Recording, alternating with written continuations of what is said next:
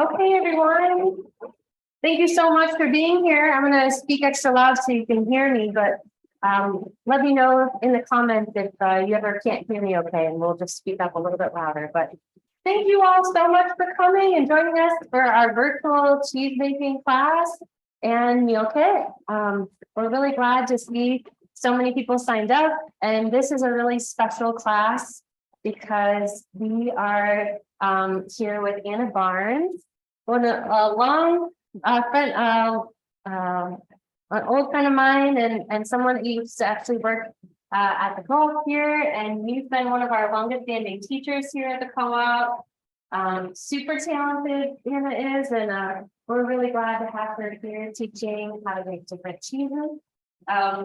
In addition to all of her other talents, she's also the kitchen manager at Jubilee Cafe, a soup kitchen here in Champaign, and we'll talk a lot today about Jubilee Cafe and soup kitchens in general. But yeah, I just wanted to get us started and just let you know, for those of you that are joining us for the first time, we would love it to make this as interactive as possible. We've got some amazing notes from Anna and little info sheets on what you might need today for the class. But if there's ever any questions that you have or you want to add to the conversation, we would love that. I will also get some close-ups on my phone so you can kind of see the finer info of things. Yeah, welcome. For those of you that don't know me, my name is Sarah Buckman. I'm the marketing manager here at the co-op, and we do a lot of different virtual cooking classes every month with different community members for teaching different cultural cuisines or different cooking skills. So we're really glad that you all are here and that seeing a lot of new faces and new names. So we're so glad that you're here today. I guess the other thing that I wanted to mention is we're going to be working with Focus Farmstead Daily today, and they were really sweet, and they heard that we were doing this fundraiser for Jubilee Cafe, so they donated the whole milk. So a big special thank you to Focus Farmstead. They're a local fifth generation dairy farm in Fairbury, about like 20 minutes north of here. So yeah, we're really glad to be featuring their really fresh milk. I think it was bottled just yesterday. So we're working with really fresh milk and cream. But yeah, please keep us posted on any questions that you have throughout the class, and we'll make sure that we're all in it together.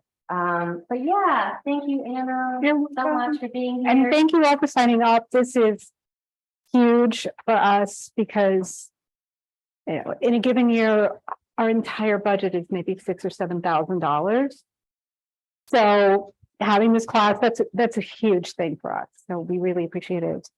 Yeah, so we were able to raise because of you guys. We were able to raise more than $1,000 for this class. So yeah, thank you again for your interest. Yeah, we're excited to make a bunch of cheese today. So will you talk a little bit maybe about what they might need equipment wise? Sure. So the first thing we're going to make is the creme fraiche, which is pretty easy. You're going to need a non-reactive pan, and what that means is just something that's like stainless steel, porcelain coated pan. If any of you have like the Corel Visions or Corningware Visions, those could work too. Okay. So you're basically looking at like glass, stainless steel, or porcelain coating. Things that are not going to make great cheese are going to be things like cast iron, which I love for cooking, but you will have great cheese if you make cheese and cast iron. So don't go there. And then two, non-reactive also applies to the bowls and things that you use. So aluminum pots also are not going to be your friend for cheese because they are reactive. You know, anything that would shift colors if in the presence of an acid. So that also includes tools. So I love this knife. It was my grandfather's. I do not cut curd with this knife because it's a high carbon steel knife. It, you know, and two, you know which knives these are instinctively, and they're the ones that turn black if you cut an apple. So that's a good rule of thumb. Early on, when I was making cheese, I used this spider. Very foolishly used this spider. That used to be, yeah, it used to be nice shiny brass, and now it's somewhat blackened. So Okay, yeah, so these are things not to use, anything Yeah. that turns color. would Yeah. be reactive, so yeah. we want So non-reactive. these whisks are great. You know, silicone spatulas are great. Wooden spoons. Okay, You know, those aren't going to. The wooden spoons are not going to allow you to, you know, get a really good scraping out of the bowl. But you know, in a pinch, you know, that's a fine thing to be okay to use. So are there any folks that, so I think we're gonna be using stainless steel pots. One of the ways that you can test that is by putting a magnet on it, and then usually if that magnet sticks, then that's usually a sign of it being stainless steel. So ideally, so if they don't have a stainless steel pan, if they had like a Dutch oven that was yeah, that's like a porcelain coating. porcelain coated, that's great. I think the Yeah. word. You know, and if you have Teflon coated pans, those will be fine too. Okay, You know, great. those aren't going to react either. So there's that. Let us know if there's any if you're curious about or well, you know, worried about. I'm not having the right pan, but I think that we should all So, be okay. so the first thing we're going to make is creme fraiche, because the mozzarella is going to be a little more involved, and the creme fraiche, the sooner you start it, the sooner you get to enjoy it. So I did make some this morning. Dan says he was having trouble hearing. Oh, well, I'll go a little bit Okay. louder. He said, did you say a non-stick pot is okay? Yes. And he said, by the way, your microphone volume is turned up a bit high. I'm getting some distortion. I'll turn it Okay. down a bit. Okay. So I made this morning. And boom here. Hold that a little bit better.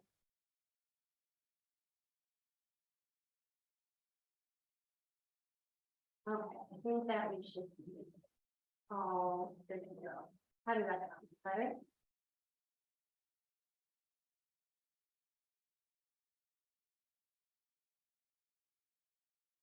Okay.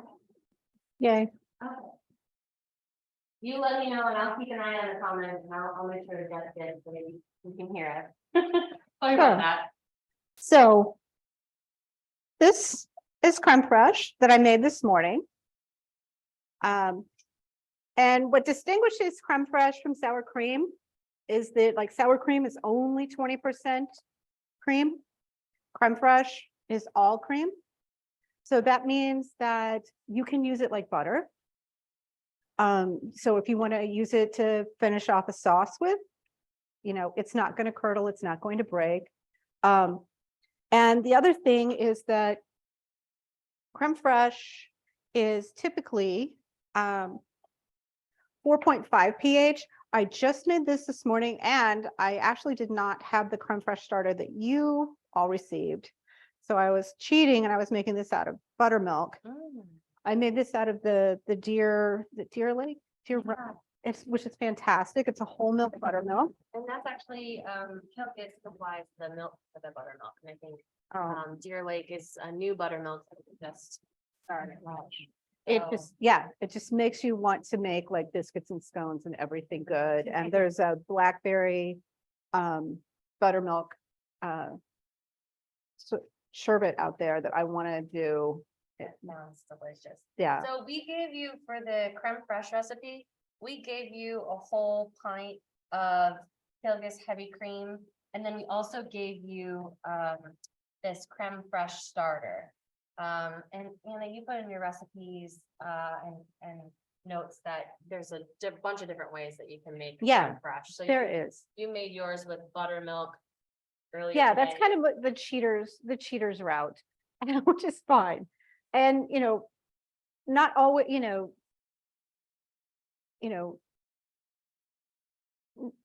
sometimes you don't want to send off for, um, culture, or it's going to take longer to get here and you need it, sooner for whatever your purpose is.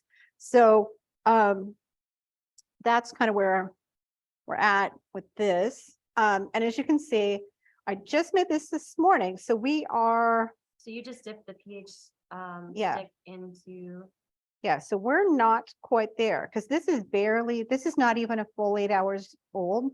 So what we're going to do is we're going to mix this up today, but you're not going to, it's not going to reach its full acidity, and it's not going to be fully formed until, probably at least 8 hours, if not 12. Okay. So that's, one of the things about this is, and this is true of cheese in general, is that, these processes are a way of preserving milk, and the bacteria, coagulating it and all of that transforms the milk. So So the mozzarella you'll be able to eat in this class, and then you'll wait a little while. have this for At least- breakfast yeah, tomorrow. breakfast tomorrow, or 8 hours, middle of the night snack. Right. And for people that haven't had creme fraiche or are looking for different ways, different things to use it for, what are your favorite? So we have, there are, it's like, what can't you use it for? So, in your notes here, oh my gosh, yeah, you can use this in a gratin. You can, I mean, of course it's warm now, so you probably don't want to be doing that, but dips, put this on fresh berries. It is fantastic on that. There are ice cream recipes that use this because, Yeah, you sent me, yeah. it was a blackberry creme fraiche ice cream. yeah, that was the buttermilk one. Oh, buttermilk. That was okay. the buttermilk one. But yeah, within here too, within your notes, there's a link here to David Leibovitz. He's a pastry chef who has been for years now living in France, but started off in California working for Alice Waters. And yeah, he had a ice cream book that he put out that was called The Perfect Scoop. And this is his milk chocolate and black pepper. And I know it sounds weird, but it really is it's a great thing. Sometimes just a pinch of pepper can really change something like that. Like if you have berries and you make Sauvignon or a custard and just put a pinch of black pepper on there, it's so weird, but it works. It's so great. Bring some more flavors out. Mhm. Have any of you made cheeses before or made creme fraiche before? Let us know. So, See if there's any people making this for the first time. so before we get started, we're just, in addition to like, there's a couple ground rules. Although, you put this in perspective. I always tell people, when the first cheeses, the first yogurts were being made, there was no refrigeration. There was not sterile utensils. People were people were making things in open air. They still make things, people in the Middle East, a lot of times they will still make yogurt in open air, and they'll just keep, making it fresh. And they do this, Sarisha has said that like her parents would just have a fit if they had American yogurt, because they make it every day. They do not appreciate the tang whatsoever. Sarisha is one of our Indian cuisine teachers that It's fantastic. it's amazing. So they're all commenting, nope, first time. And Yay. And then Catherine says, made mozzarella 20 years ago. Well, There you glad go. all these recipes will be really fresh and new, and we're learning some new life skills today. So yeah, and I mean, and they were making things, I mean, before there were even like pottery and vessels. So they were using animal skins and sometimes animal stomachs, yes, which is how, they kind of figured out that rennet was a thing, and that was how they could make cheese. And I find that fascinating. That Yeah. using animal stomachs to house the yogurt or the cheese or the yeah, milk. because they didn't have pots. Yeah. And so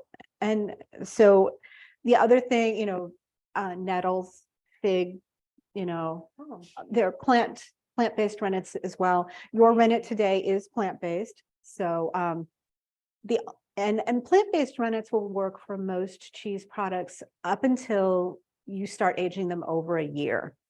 And at that point, you know, things like cheddars, Parmesan, that's going to be an animal rennet because the Okay. vegetable rennet will break down and it, you know, so that becomes an issue then. Mhm. But you can use vegetable rennet for almost all of that. And speaking of rennet, should we talk a little bit about what came in the kit? Yeah, and the rennet is actually for the mozzarella. So Okay, you received an entire tablet, so you're going to be able to make cheese several times, like 8 times, or just very large batches. There's some non-iodized salt.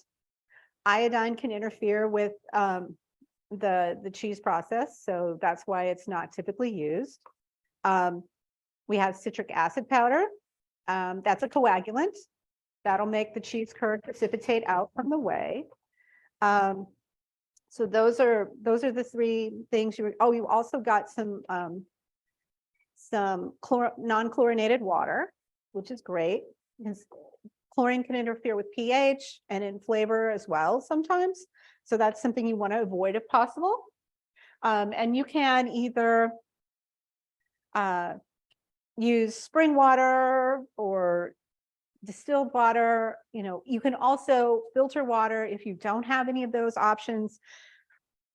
You can also just pour some water out and let it sit and then collect the water off the top like the next morning, because the chlorine will actually drop, you know, some of it will volatilize and some of it will just drop to the bottom. So we go over some ground rules here, some other things here too before we start. You want to have, if you haven't washed your hands, that's always a good thing. You don't want to be introducing bacteria. I mean, these are very quick things, although we are going to be letting this sit out overnight. So, yeah, you want to have clean hands for that. You know, we're not wanting to introduce foreign bacteria and molds. Ideally, you know, if you have a sanitizing cycle on your dishwasher, or you can just, you know, dip things in a bleach rinse, something like that. You know, any equipment that's going to, especially if you're, you know, going to the next level. I mean, these are cheeses that aren't going to be around for more than a couple of days. Okay. But especially when you get into that, it is, you know, absolutely crucial that goes on, that you don't, you don't want to put all the work of aging a cheese in and then just have it get molded. That's just, nobody wants that. It's very sad. If you had a chance to wash your muslin, great. If not, you can rinse it out and it'll be fine. And we'll do that when we actually make the mozzarella. And is muslin just another word for finer cheesecloth? It is. And there's all kinds of grades of cheesecloth. And this is a lovely one. Yeah, let me get that. Because you can see how sheer it is, but it's very strong. So. And the edges are finished, which is fantastic because you can just throw it in a washing machine if you want. Sue says, I understand that water chlorination technology has been changing and in communities that use newer chlorination compounds, letting the water sit to dechlorinate a bit doesn't work well. Ooh, I did not know that. Yeah, then I guess, you know, you're gonna have to search out some spring water or search out some. Yeah. But we Or a did filter. add some of the spring water, so you all have that. Yeah. And so this is another very similar butter muslin. This is fine for making cheese too. This is a Okay. little, Thicker. this is, yeah, this is, you know, this is a little tighter weave. You know, and a lot of this is, you know, going to determine like how much curd you can, you know, save back when you're going through making the cheese. This one is similar and you see the raggedy edge, which is sad. Okay. Yeah, no, but I mean, this is going to be a nightmare in your washer and dryer. Oh, It's not going to be, It Yeah. was red. So you can reuse these. Oh, yeah, right? yeah, So- we use that multiple times. Okay. You just wanna wash it with, unscented soap and, and two, that's something that it wouldn't hurt to have just, a bleach rinse on that too, just so you're not reintroducing anything. And this, also, it's a tight weave, but yeah, this is why it's nice now that there are all these finished ones, because it was like, nobody used to sell it that way. So Yeah, this is almost like a cotton dress. it's like That's really nice. so there's that. Yeah, I mean, and back in the day, before there was any of that, I used to do, I mean, look at this. This is like this very, very super thin, Yeah. that was, I People actually, use like t-shirts or. yeah, I mean, flour sack towels in a pinch, but I mean, it takes a lot to drain cheese through a flour sack towel because it's so thick. I see. So, I mean, this will, you'll be actually able to enjoy your cheese, before you get old. So that's a good thing. So starting off with the one that we gave up is, Yeah. is enough. Yeah, Thin that's enough of a beautiful. weave. That's fantastic. Um, Yeah, the one thing you just want to steer clear of is anything, people sell this, they call it cheesecloth. It's not. You can't make cheese with this. This is some just loosely woven cotton thing. And it might be fine for like a bouquet garni or, maybe if you're like doing I guess this would be. yeah, the holes are huge. Yeah, you can. You're not just see you're through gonna it. lose all your cheese down the sink with that. That's gonna be So- awful. So yeah, now you have your own butter muslin that you can make. Yeah, This is a little investment in your future cheese making. so, Okay, so should we, what pans, what equipment will they So- need for the creme fraiche? We're Yeah. gonna do that first. you can see, yeah, we're still, it's got a ways to go. Because we want to be closer, it should be orangey. And by tomorrow morning, it will be. Okay, so it will increase in acidity. Because the bacteria are as gonna long do as- their work. Wow. And they're gonna eat that lactose and they're gonna, that's how and it's gonna acidify as they do that. So which pot are we gonna use for the creme fraiche? We're gonna do that first. Yeah, the creme fraiche, we're only using a cup of cream, so you can have a small pot, a quart size pot. This is like a 2-quart, maybe 2.5-quart Okay. pot, something small. And and the thing with the Kilgus milk is it's not only is it pasteurized at a low temperature, it is also not homogenized. So when you open it up,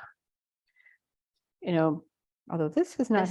Maybe it's just so fresh. It is so fresh, but oftentimes when you open the Kilgus milk, there'll be this whole layer of butter fat on there. So, That you have to like pierce through sometimes Right. with a knife. so you want to put that cap on very tightly and shake it just a little, just to make sure that you get the butter fat distributed through there. Okay. And we're going to use half of this, and you can eyeball this, or you can actually measure it out, So you'll just want a cup of the heavy cream. Yeah. Will go into your pan. and you can make the next batch, another batch. Because you can also make creme fraiche from creme fraiche. So Okay. as providing your creme fraiche is pretty, the culture is pretty active. And that way it's kind of like, sourdough starter where, as long as you're taking good care of your starter and the little bacteria are happy, you've got a very nice, strong starter. If they wanted to use the whole container, do you recommend that, or do you think start For with the- half and then? The culture is pretty specific about like what amount of bacteria is going to be able to do, how much milk. So, it would take a while for the bacteria to get up to there. This also has a tad bit of rennet in it, which is Okay. not traditional. Like in France, they're just like Germany has its beer laws and is very specific about you may only have these things in beer. In France, you may only have creme fraiche starter and cream in your creme fraiche. So the rennet is kind of it's a little gear, it's a little bit of insurance. A cheat. It's a little And insurance. and we got this creme fraiche starter from New England Cheesemaking Supply Company. Which is a great, We've- that's a great source of information and just cheese making materials. So, So, they all will need a thermometer. also. yes, yeah. You've kind of got a fancy one, but I have this. Yeah, but you don't have to have this one. This is the same kind that we use at Jubilee. I had a question. Mhm. How much starter do we have? So technically, we have enough, am I right? We have enough for 2 batches. Wait, you have half a packet? Yes. So half a packet works with a pint. Oh, yeah, so you could. So Yeah, this is enough to do, actually, for- I'm sorry, that's right. This is enough to do 2 batches. So we'll just see. I mean, you guys can choose what you want to do. You can either make it with 1 cup and half your starter, or you can use all of your cream and do that. It's up to you. So the current amount of creme fraiche is for 2 batches for the entire pint of the heavy cream. Mhm. We're gonna do a half batch.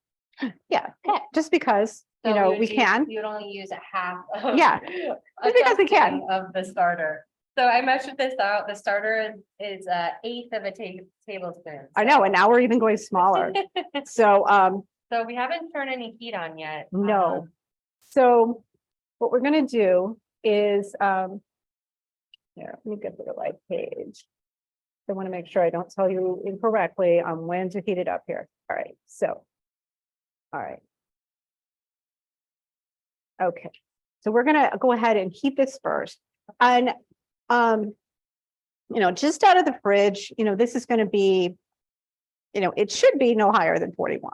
Oh, But of course, So you can I've test had it this sitting now. there, I've had this sitting out a little bit.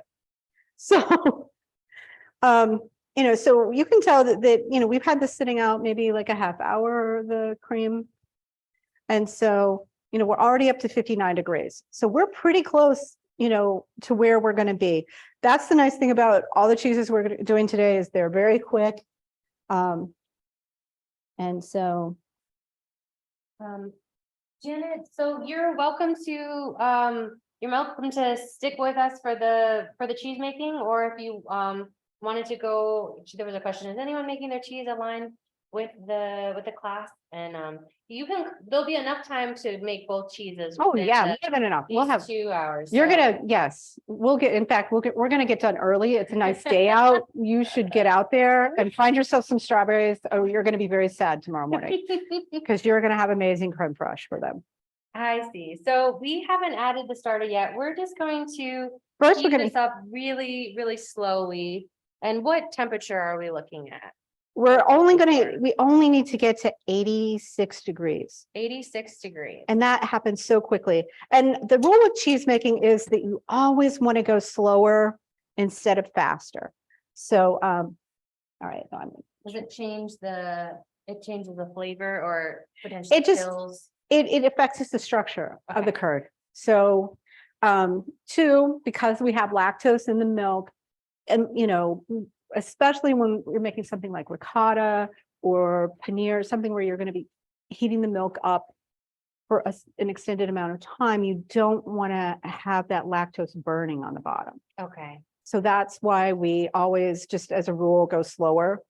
okay. So slower, and you're just temping. Yeah, I mean, we're As you almost there, go. right? Wow, we're already almost You're there. there. You're pretty well there. Okay. Wow. Ours are, This is an induction cooktop. It's going to be quicker. ours is already at 86. Mhm. So we're pulling it off the heat. And so, But yours might still need a little bit more time. We have a really efficient. it is very efficient. Here. It So is the most efficient. heat it slow. And if you're doing a half batch, you only put a half. Yeah. And it's, We're gonna like the creme fraiche starter, right? actually, we don't have to. Okay. This one, we don't have to. I I am just gonna, kind of eyeball half of it in there. Okay. So there's that, you can see how, exacting this process is. But, and what we want to do is just put it in and you can see the crystals sitting there. This is just like yeast. You want to get it, you need to have it hydrate. So you put the starter in and we're going to wait for 3 minutes. Okay. And, just so that can hydrate and do its thing, and then we'll stir it in. Okay, so And we'll watch it. You can watch it bloom on here. when yours is at 86 degrees, take it off the heat and then add I think the initial recipe said to dilute the starter, but we're just gonna add in half of the creme fraiche starter on top of the milk here, on top of the cream, and just let it bloom. Yeah. No, we dilute the rennet. Oh, dilute the rennet. Yeah, we don't have to dilute this. Okay, yeah, it's diluting for both the mozzarella, my apologies. So, but you can see this is, it's now went from little crystals and it's just, now you can see it kind of expanding out. And that's exactly what we want to see. So we just set it on top of the cream. And we'll, let it bloom. yeah, and we're going to wait 3 minutes for that. And, we can wait for everybody to get caught up and before we move on. So, because we've got time. This is all, the only thing we have left to do is stir it in, and we can either, if you can spare your pan overnight. At my house, I don't have that many pans, so I always pour it into another container. Okay. And Is there a benefit for keeping it in the pan to cool? you've got a little more heat. Okay. If your container, especially if you can just, have it be freshly washed and nice and warm, that's always nice.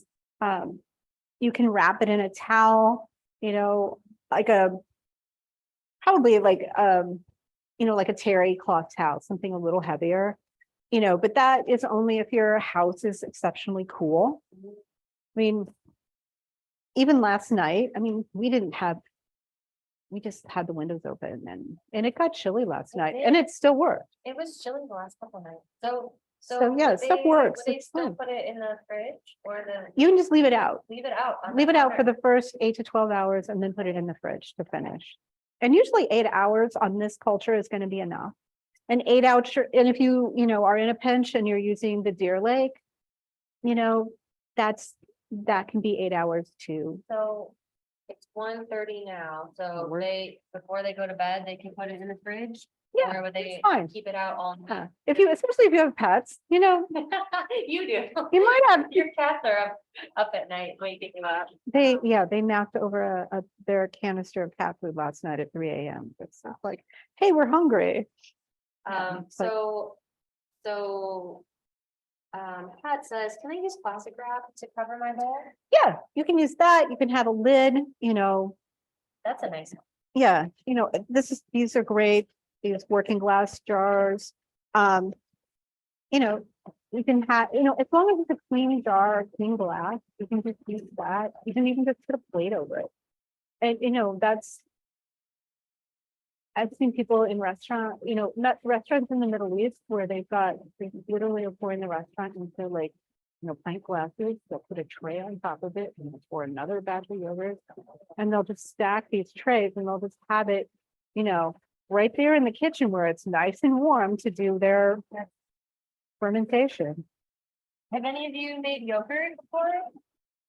My husband David makes amazing yogurt. That's a great thing to know. And, if you have an instant pot, we've got, that is a great way to just kind of cheat on that already. Yes,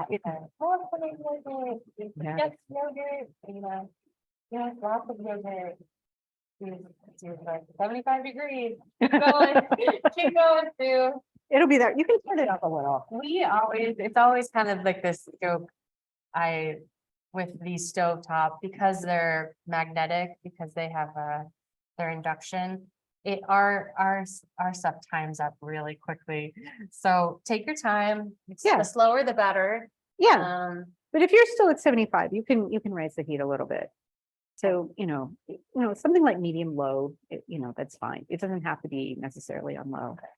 And the texture. And if it gets a little above 86, it's not the end of the world. You just don't want to be, don't go too far, don't go over 100 with it, because that's going to be problematic, because then, most bacterial processes for food, are doing better if they're, 100, you start killing off yeast at 115, although the ideal fermentation, 115, okay. yeah, but like yogurt, 104 is like a great fermentation temperature for that. So, Dan says, we just reached 86 degrees. Good job, Yay! Dan. Janet says, I'm at 75. Yeah, let us know where you're at. so Oh, I have a little story to tell you about Kilgis while we wait. We've gone there the last few years. We went back last year to Fairbury, and Jenna Kilgis and her kids showed us around, and they're just super lovely people. They've been they've been a dairy farmers for a long time. And they operate, Jenna and her husband Matt, and then also I think Matt's two other brothers in their family that operate Kilgis. And yeah, it's a really intense job. Sometimes they're up, they have two shifts a day that they have to maintain in the middle of the night. And so 2 milkings a day. yeah. Sometimes dairy farmers, I've heard, their typical workday can be like 15, sometimes 20 hours, and it just becomes a lifestyle. So they do a lot of really hard work. And we went over there, and they know all the cows' names, all the kids. When we first went, I think the first time I went there, the kids were like 4 and 8, and they knew every single cow. They were And that's the beauty of that. And the fact that Common Ground sell, that's part of Food for All, that milk.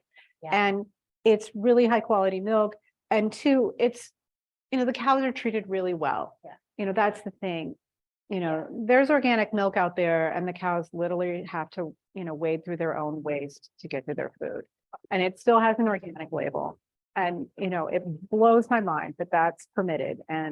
But this is not that, and, 2, because, when you raise cows that way, like the Kilgises do, you're a good neighbor. You're not having this ginormous, crazy, huge, smelly you don't lagoon smell. and feedlot and all of that stuff, Janice says, what time do we need to reach? 86. 86. Okay, everybody's at 86. Anybody still waiting on their temperatures? Let us know. If not, we can go to the next part. Yeah. Okay, Which Susan is? says good here. All right. Okay, so what would be the next step? So we're gonna take this, it's off. Yeah, I turned it off. This is bloomed now, because you can Okay. see it's not like little shiny crystals. It's kind of separated, or It's it's darker. Yeah, it looks, kind of like how yeast gets when it's, Yeah. so we're just gonna stir that in ever so briefly. Yeah, this is so easy. You'll be like, why didn't I ever do this before? So we'll do that. Just with your stainless steel with Or a spatula or a the plastic spoon. spatula. Yeah, any of that will work. It's fine. Some creme fraiche that I've had is like really thick. The rennet will make this a little thicker. Okay. If you were using, if you were using something other than just with the rennet, you might want to strain it. Okay. The Deer Lake was plenty thick. It depends on what you want to do with your creme fraiche. So will they have to strain this?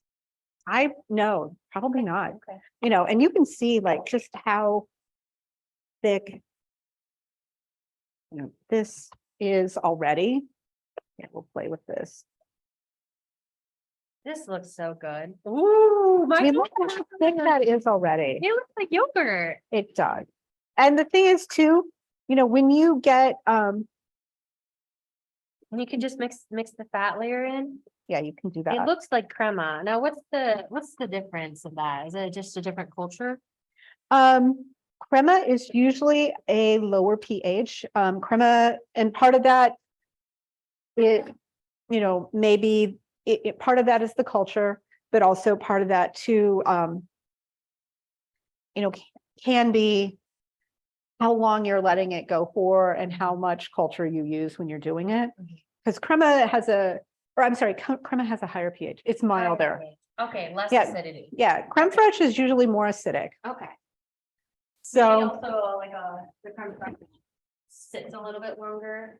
yeah. And, with a preference and depending on how fast you go through it, you can, ideally, if you're going to be using buttermilk to seed it like I did, you want to use 2 tablespoons. Okay, so if you But didn't have a starter. Yeah, my buttermilk was Use butter. older today. So I've had that sitting around Oh. probably a week and a half, maybe now. So I was like, oh, just in case, I'll add extra, which works for short term, but maybe not long term because the bugs are going to run out of food at some point. So we'll be moving through that one pretty quickly. So you're just gonna pour this into a container, so Yeah, they would just need to pour it into like a glass or plastic.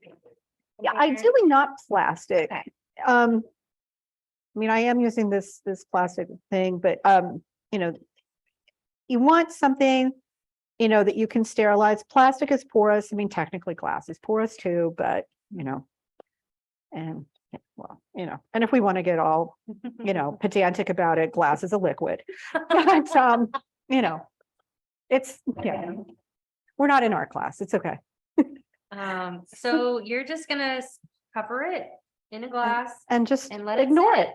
I'm just gonna ignore it and don't keep don't go by and shake it and don't keep Okay, don't mess with it. just let it do its thing. It's on its weekend. Yes, just try your very best not to disturb it for the next 8 hours. Okay, So so yeah, no moving or shaking. yeah, it's like when you can things, once you pull them out of the canner, don't go shaking the jars of jam. Let them sit, do their thing. Anna has also taught a lot of canning classes, so maybe we'll have to find something in the future on canning. Anna's got all the skills. I have So far. So Ricky says, we put it in a mason jar and use a screw top lid. fantastic. Perfect, Ricky. That'll Feel work. free to use a mason jar. Yeah, that'll be great. As long as the lid isn't touching, Yeah, the milk. Yeah. Cool. Okay, I think we're ready to move on to mozzarella. right. So,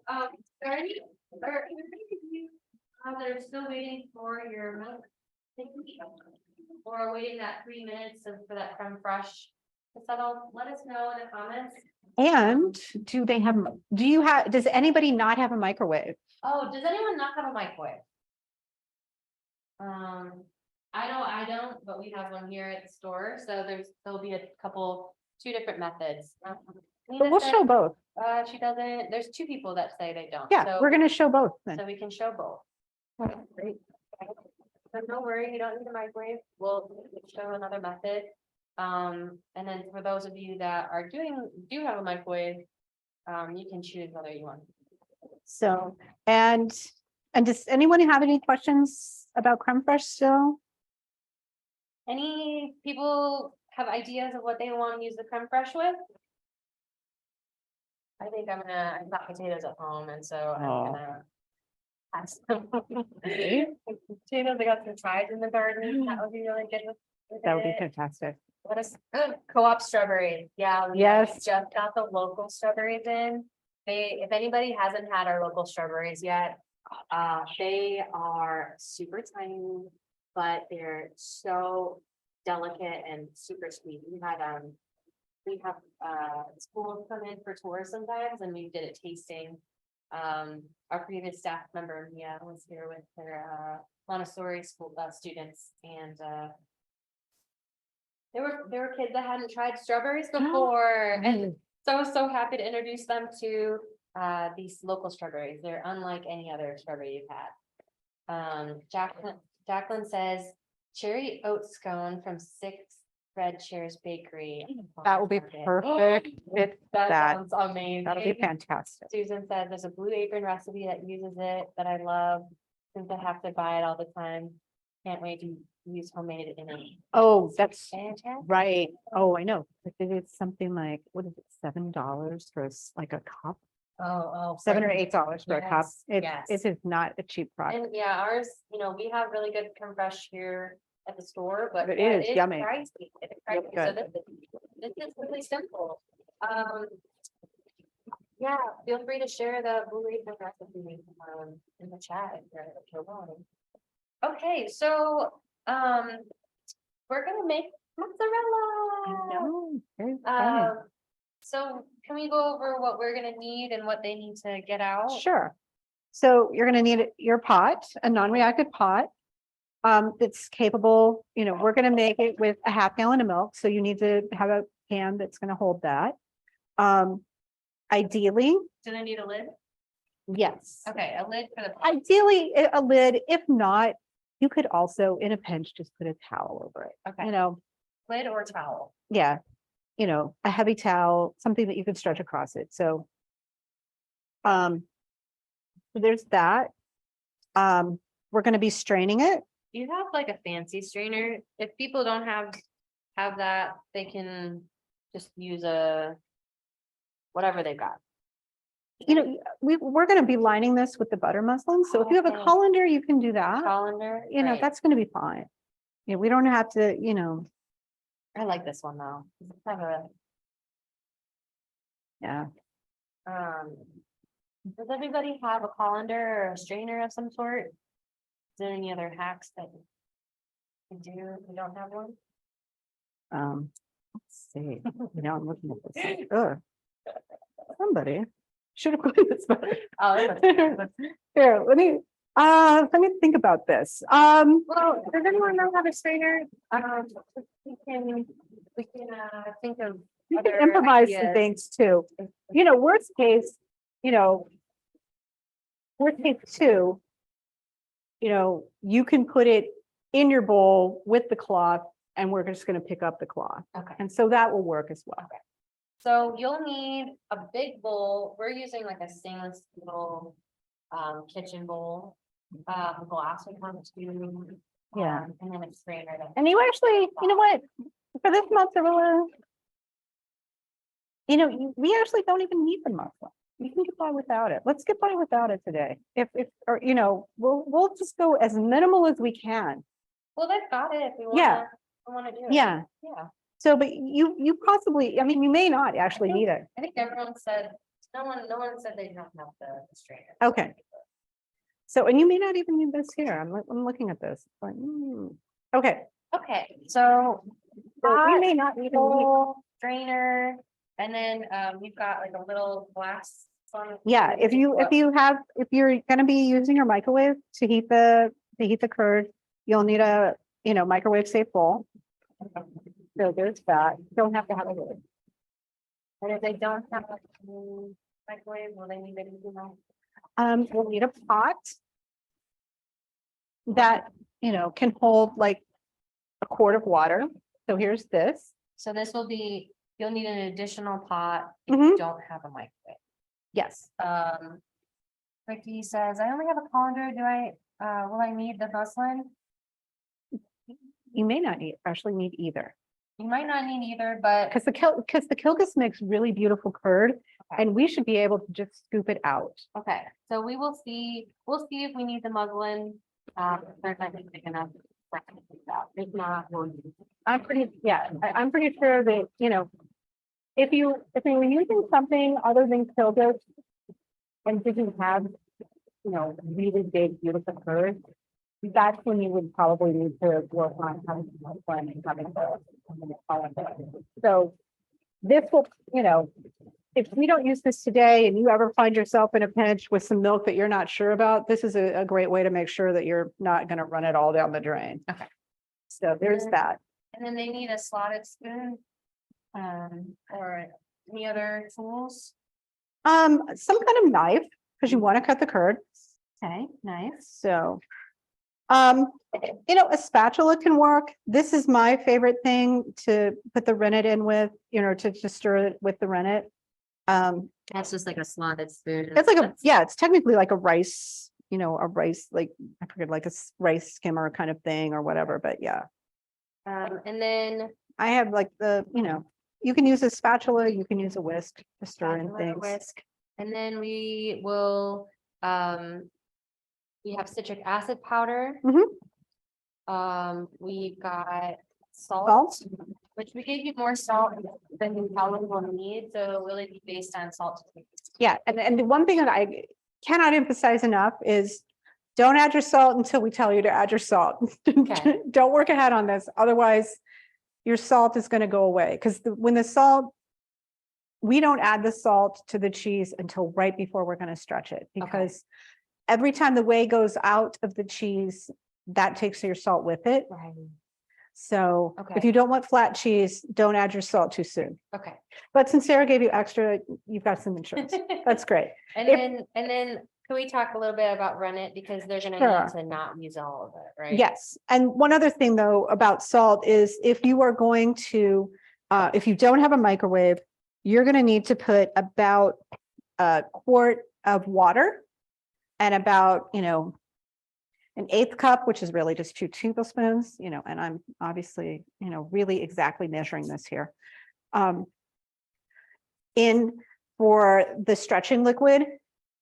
And because when we don't use the microwave, we don't salt the cheese. So your cheese is going to have to ride on this salt here. But that's only for people that don't have a microwave. Okay, so if you don't have a microwave, you need a separate pot. That And- is gonna have like 2 tablespoons of additional salt, Mhm. ones that you have from home. And if it's not iodized, and if it's iodized, that's fine, because your cheese is already going to be made by the time it comes here. So that's not a worry. Any salt that you have is fine for this. So no microwave, 2 tablespoons of salt in another pot, and you put a quart of water. Yeah, a quart of water. So I'm just going to put, 4 cups of water in there, and so that we can keep everybody moving together. Go ahead and do that now if you don't have the microwave, to start heating that pan now so that it's ready. Oops, sorry. And that way, So this is gonna be a brine. yeah, except, yeah, we'll have a discussion about brining mozzarella as well, because that's not what we're doing. That is not what we're doing for storing it. So we don't want to do that for And storage. then, so this had 4 cups of water, 2 tablespoons salt. Mhm. How hot do we want though? This has got to go to 175. So you're going to want to go there. Yeah. No boil. Mhm. Okay, so we've. That's got where we're that- gonna start that that's now. set. Now, folks with microwave don't have to worry about anything yet, Okay. right? And yeah. Okay. And then we're going to talk about rennet. All right, So the rennet is in this foil pack. And this is a really great storage container for it. But once we open it, we'll start, it will start to decline. And so what you want to do is take out only as much of the tablet as we're going to use. So Ricky, 1 quart of water and 2 tablespoons salt, perfect. And then heat high until it reaches 175. Yeah. Okay, Yeah. and then rennet, everybody's gotten one thing of rennet, 1 tab of rennet, but we only need an 1/8 portion, so you're just gonna. So what we're going to do is there's score marks on one side of this. Get a real close up. So there's score marks on this side of it, Okay, but not on the other. okay. Some of them, we had, one of them, we did 2 different types of rennet. Oh, okay. They'll Okay. have the same. Okay. So, and again, you can eyeball this. Okay. So then I kind of crunched that one. It's not the most even cut in the world, but that's okay. So there's that. And then I'm gonna cut off that. A quarter. Yeah. Okay. And I'm gonna tuck these back in here. And then what you want to do is just put these in a freezer bag in your freezer. Okay. And they will keep for, at least a year, Wow. probably longer. So then I'm gonna go back. If you have a very sharp knife, you can do that. Or if you don't, here's what I want you to do. I want you to either use a knife like this flat. If your knife isn't super sharp, mine you can shave with. So that's not a fair comparison. So that's the rule of Jubilee. We don't have knives. It's like if you can't shave with it, you can't use it. So you can have a heavy measuring cup. Yeah, I know. I just I can't afford for people to get hurt. We have too many meals to fix. Can't afford that. So We're just gonna, you're just crushing the quarter up and then you're gonna divide it in. yeah. Okay. Yeah, I think last time we were joking around, it looks like Scarface here. I know. And it's like, here we are. So It's the 80s. So we just need 1/8 of a tablet of rennet. So anybody have questions about that so far? Let me check the chat. On ours, it is, of course. That's already great. It's already crazy. We can probably just post on that. Do you want me to keep it going or? We can turn it down. All right, so if you have induction burners, you're probably already done with your. You're heating. brine and You're- the microwave. You're way ahead. What that is. Yes. Oh, yeah, it's 189 degrees. Oh my gosh, it's already 200 degrees. Okay. All right, So we're we can gonna even chill out. kind of like move that down a little. So, All yeah, right, so we've got our, 2/8 yeah. now. And then two, you can take this other part and put it in a little container or, one of the, you can take that and put it in a, Okay, but you just a have it little container. separated. Yeah. So if they were able to cut it up, the rennet up into 1/8 without smashing it, They can just throw that back in there too. they'll just throw it back in. But Yeah. do you recommend that they crush it as well? I mean, so it's it just what you feel distributes? safer do. I don't want anybody having a knife bounce off of Yeah. something and cut them. So Okay. it's, and so then, the Oh next yeah, we're part, gonna hydrate it, right? yes. So the rennet is going to go into, and then this is when the clock starts ticking. So we're going to do an eighth cup. And again, that's 2 tablespoons of water. So we're just going to, ooh, You want that one? yeah, I'm just going to get a little, Oh, a little container. we're just going to do it right here in this Okay, cup. so we're gonna hydrate the 1/8 of a tablet of rennet with 2 tablespoons of that water that we gave you, the spring water. So you're just putting it into a little cup. Yeah, and this mozzarella is all about just, there's, you prep first and then it goes really quickly. Just super quick cheese to make. Ricotta, you are going to be waiting and waiting and waiting when you make ricotta because it has to heat forever. We have foolishly made that at Jubilee sometimes. Back when we could do things like that and we didn't have as many people to feed, but we feed a lot of people these days. Yeah, I wanna talk about Jubilee. So So that's going to just, that's and you can, gonna sit once. yes, and it's just going to do its thing in there, Okay. So again, we're activating that culture or that enzyme. That's an enzyme. So, it's just going to, mostly this is cushioning it. Okay. The water, anytime that hits liquid, it will activate, which is why you've only got the 30 minutes to get it made. But, putting it in this water gives us a little more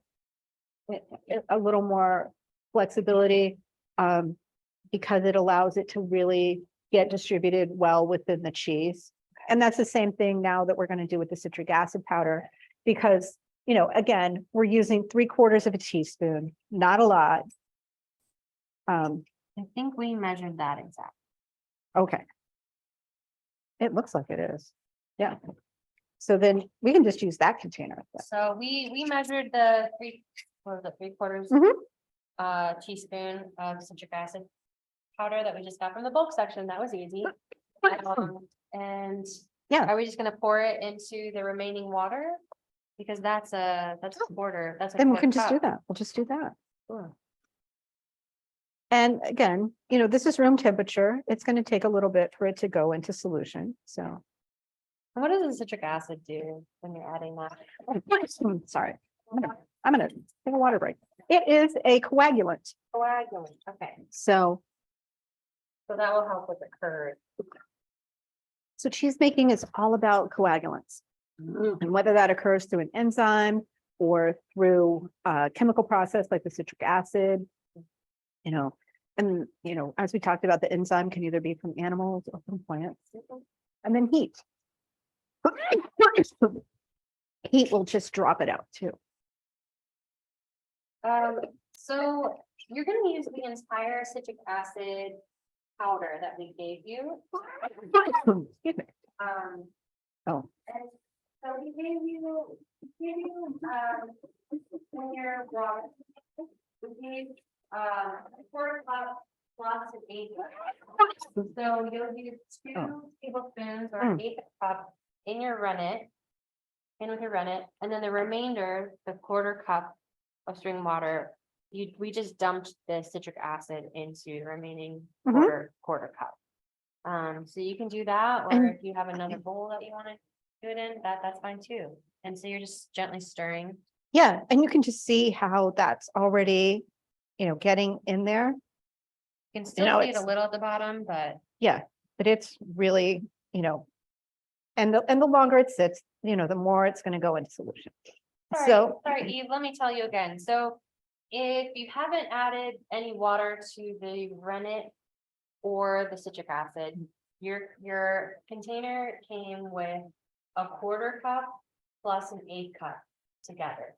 And then you will parse out 2 tablespoons of this water into the a rennet. separate container for the rennet with an eighth of a tablet of rennet. And then all of the citric acid powder that we gave you will go into the remaining quarter cup of water, the remaining water in this. So we just kept it in. Let me know if that makes sense. Any questions so far?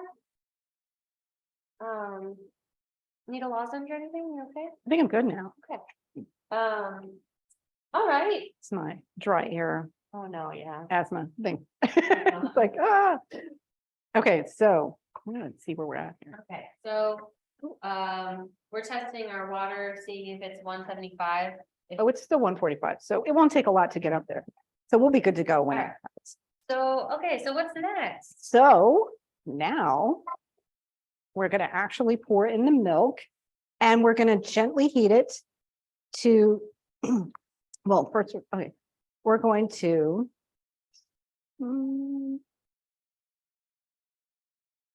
So we're gonna shake this milk first too. Okay. I'll get the milk. Okay. And then I remember it's like it's coming back to me. If you guys haven't had, prairie fruits mozzarella, you had it? Oh, gosh, so good. Every cheese they make is Yeah. so good. Yeah. It's just, it is, it literally is world-class cheese right Yeah, here. they win every year usually with their chevre in the California National Cheesemaking Competition. I'm sure it makes Wow. people sad there. And smoked by people in the Midwest. So, So we're just pouring the entire half gallon into the stainless steel pan. yeah, and then this is, it just came out of a fridge. So, it's gonna be chilly. It's gonna be in the 40s probably, somewhere between 37, 45 degrees. So we're right there. But the first thing that we need to do is we'll be adding that citric acid solution, and we'll be adding that when we get it to 55. 55. Yeah. So 55 degrees, add the citric Mhm. acid solution. Yeah, and we're only taking this, again, just like the creme fraiche, we're only going to like 80, 86 degrees. Okay. We are not Only going 86. super, it is just,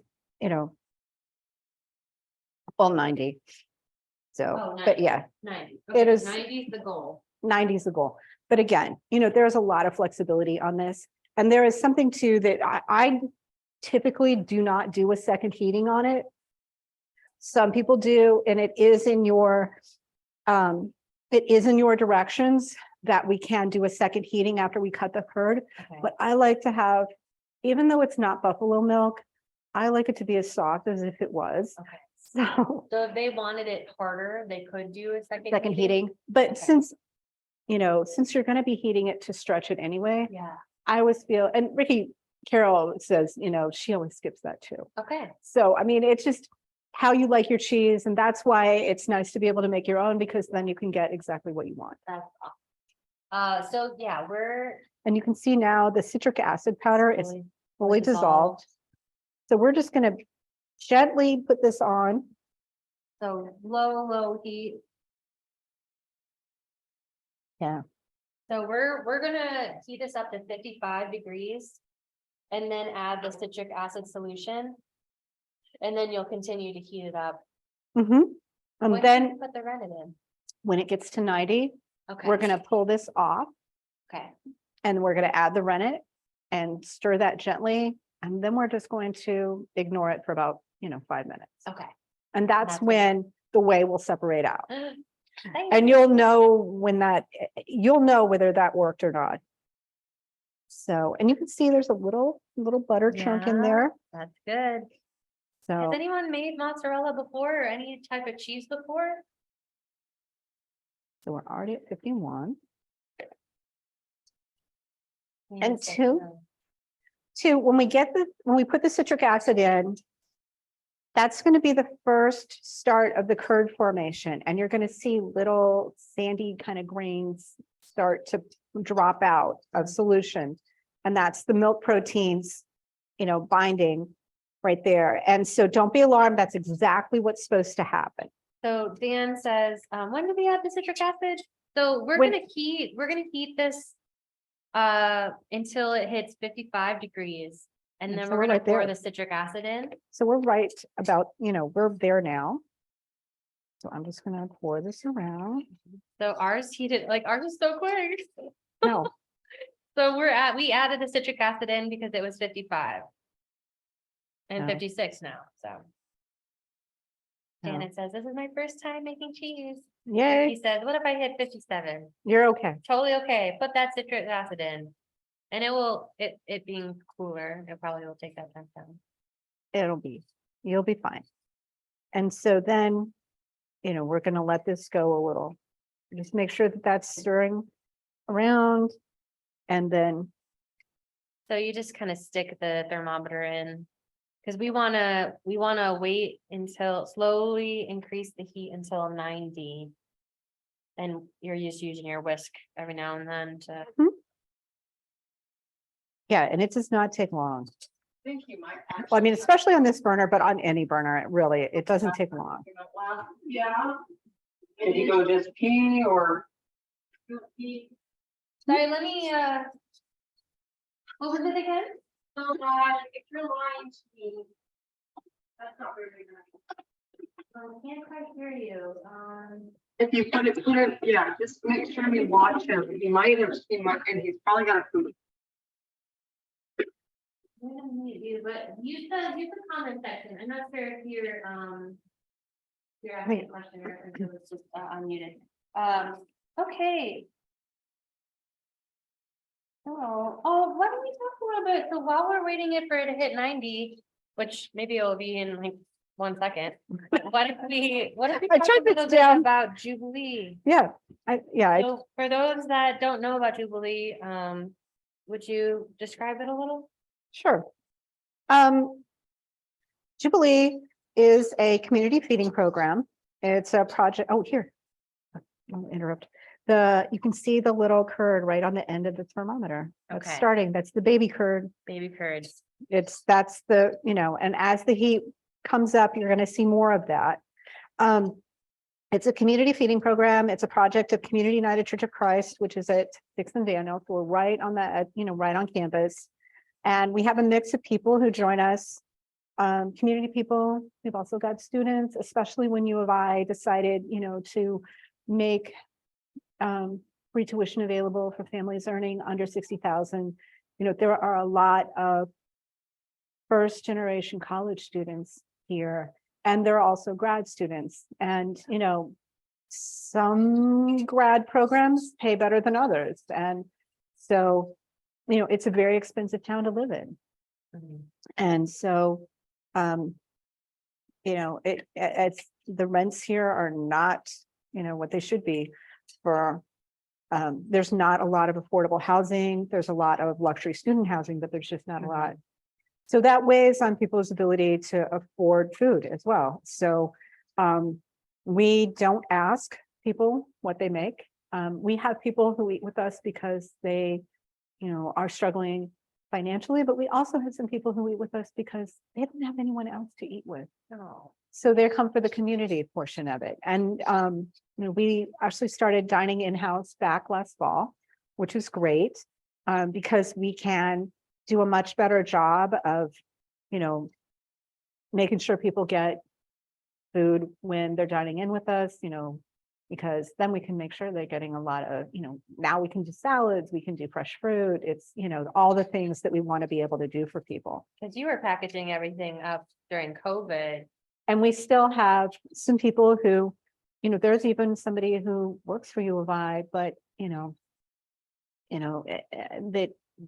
the person is a service worker. So, they're struggling. Yeah. And so, that person, comes in between their shifts. And so we've got people who will, who are working, but they just don't make enough money. Yeah. And so they'll pick up a meal, and we raised enough money this spring to buy a blast chiller. I found a used blast chiller on eBay, which is normally a $9,000 piece of equipment.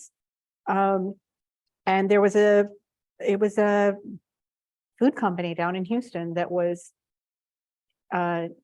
they had a test kitchen, but they were closing it down because they had shifted and they were moving from ice cream to gluten-free breads. Oh, wow.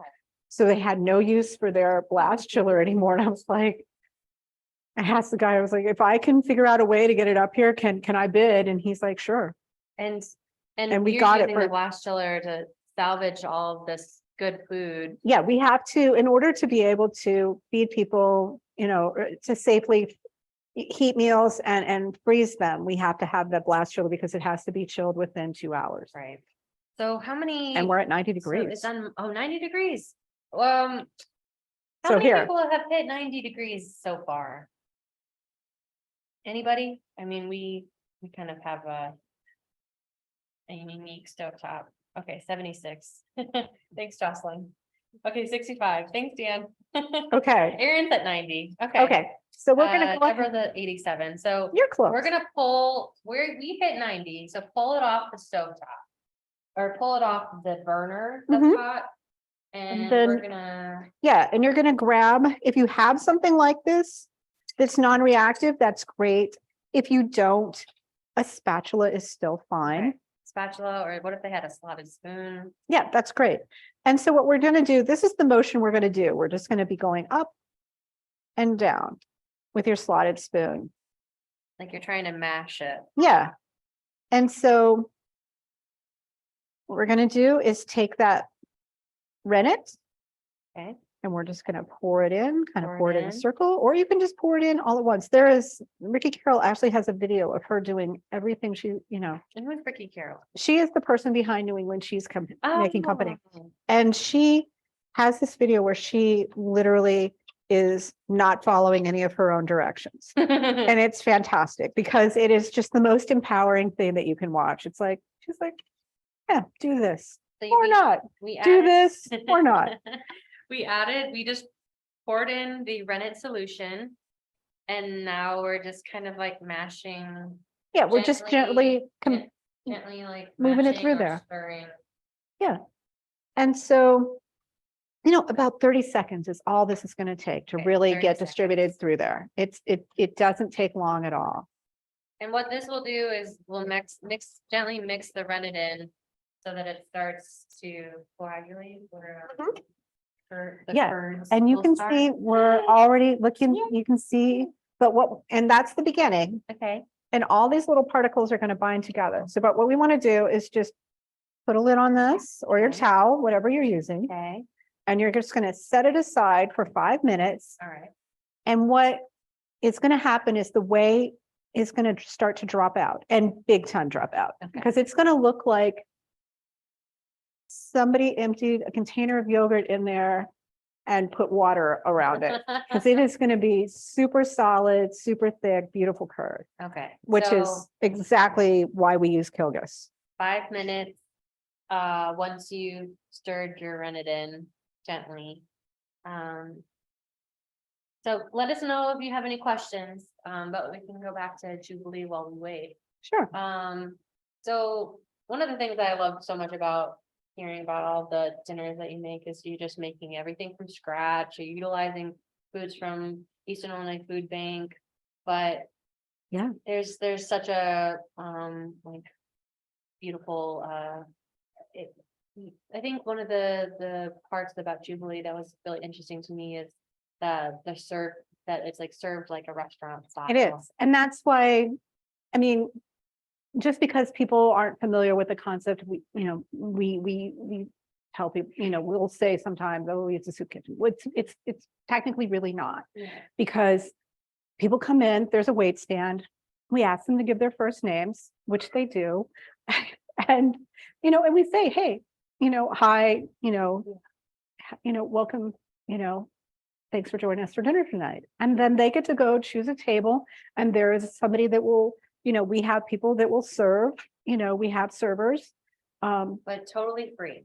Totally free. They can choose to sit wherever they want, and that's been the really interesting thing for me, is because, there's certain groups of guys that will hang together. It's their, kind of like their little survival posse. Yeah.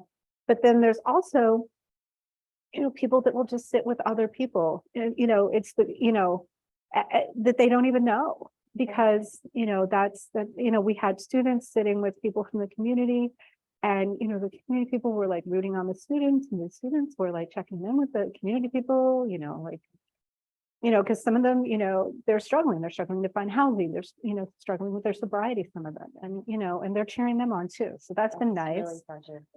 Yeah. So Mondays at what time? 5 to 6:30. Okay.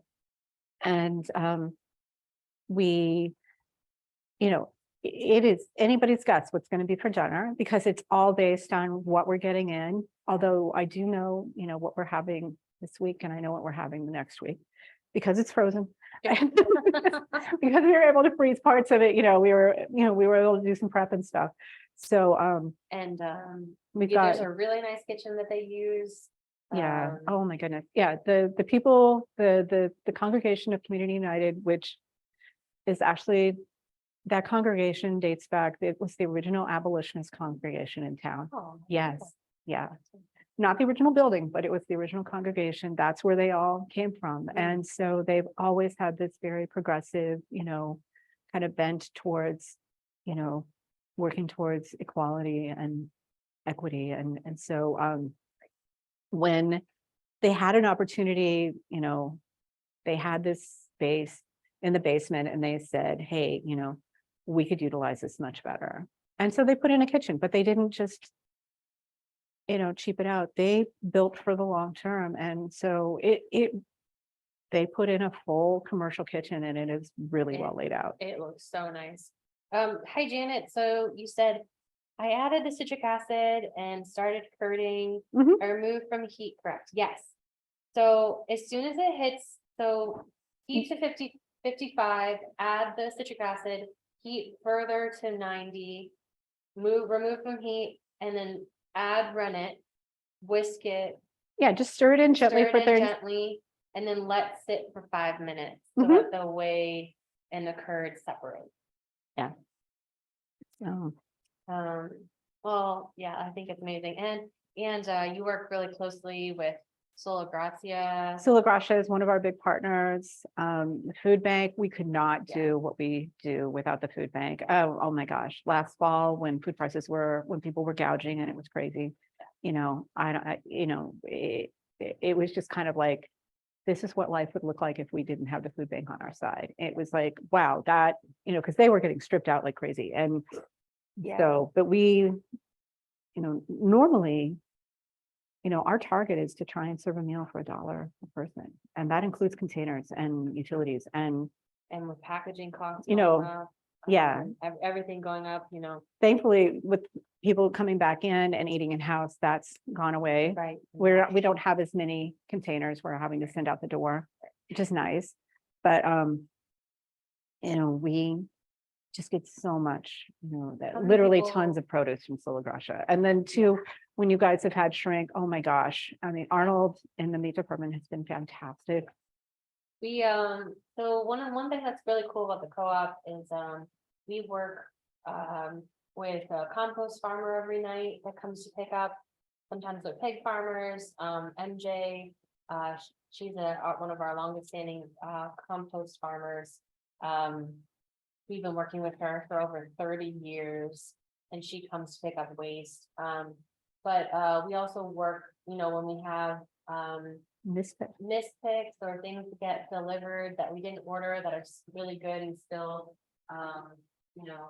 needing, Yeah. like mispicks, for instance, we had a lot of pork tenderloin that was just delivered to us. It was totally fine, but we ended up just, donating it to Jubilee. So we do work with some of our, soup kitchens in town. For instance, Daily Bread Soup Kitchen comes to pick up what we call our shrink or our cold produce or cold food every Friday. But yeah, we also let our staff get first pick of any produce that we can't sell because we do have higher prices at the store for things, but we want to make sure that the quality is worth it. And so when we have, for instance, like a package of beautiful strawberries, but one of them is moldy, we'll put it in the shrink area and our staff get first pick of all of that. And then later on, a farmer or someone from the soup kitchen will come and gather the rest of it. And then our compost farmer will come and collect all the kitchen scraps and other things like that to feed to hogs or just Compost. further. Well, further yeah, compost because- garden. Yeah, because some of the first, the full circle happened here just the last couple years with MJ bringing in peppers Yes. that she grew. So, Deborah said, can you show what the curd looks like, please? Okay. So I think not quite there yet. Almost there. So you can see it kind of separating out. We're going to leave this for just a couple more minutes. Okay. It's not quite there yet. So, but what it will look, it'll be like a white mass. So we'll keep waiting, for our curd to set. Or separate. Yeah. Anything that we need to do for the non-microwave? Sue says, mine has tons of lumps. That's great. That's good. That's a good direction to be going in. You want to just kind of keep it still for a while and it should be just dropping out there. Deborah says, ours is still liquid after 5 minutes. Ours is too. Ours is. It still- might look like it's liquid. Let's see what we're doing here. Susan says, looks like runny cottage cheese. Okay, Sarah says, how is the curd different to the cheese curds on poutine? oh, it will be, That's more like those are like cheddar curds, but cheddar curds. yeah. So this All will be right, softer. so- This will be a lot softer, almost like yogurt, right? Okay, so what we're gonna do here. Yeah, because we are at like 5 minutes. Okay, so now one of those things is that we learn that not all Okay, we're pretty well, almost at 90 still. So what I'm gonna do, and what you can do, is there's variability between rennet. So, and I think we had, I think I might, I'm pretty sure that this was a recipe. We had like double strength rennet or something maybe was what it, so what we're gonna do So. is we're gonna grab a little more water. So do your best if you have a bottle of water. If you don't, it's not gonna be the end of the world either. So we're gonna basically dissolve a little more. Basically, we're gonna double the rennet is what we're gonna do to Okay. fix this. So the curd isn't coming on as strong, and it's still pretty liquidy. We're gonna add more rennet, which means that we're gonna dissolve. Yeah. Maybe, are you gonna Mhm. use the other eight? Yeah, I'm gonna use the other part of that. Okay. Yeah, because we're right at like 80, our cheese rate, or ours is still at 89, so it's still plenty warm to do that with. So, and this is one of those things where you're just gonna have to experiment and you're, So we're doing like a tablespoon, yeah, more water with the other eighth portion of rennet. mhm, Sue says, should honey cottage cheese folk add more rennet? yes, Yeah, why not? yes. I'll add a little bit more. We're gonna all add rennet. And then we're gonna just let it go another 5 minutes. Okay.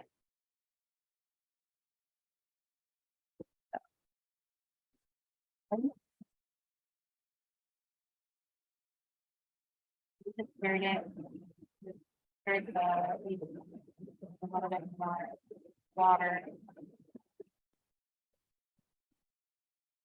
Yeah, and so, that's one of the things you're gonna have to figure out too, when you're making cheese, like what works for you. What ratio of rennet, and that based on if it's double strength, if it's not double strength,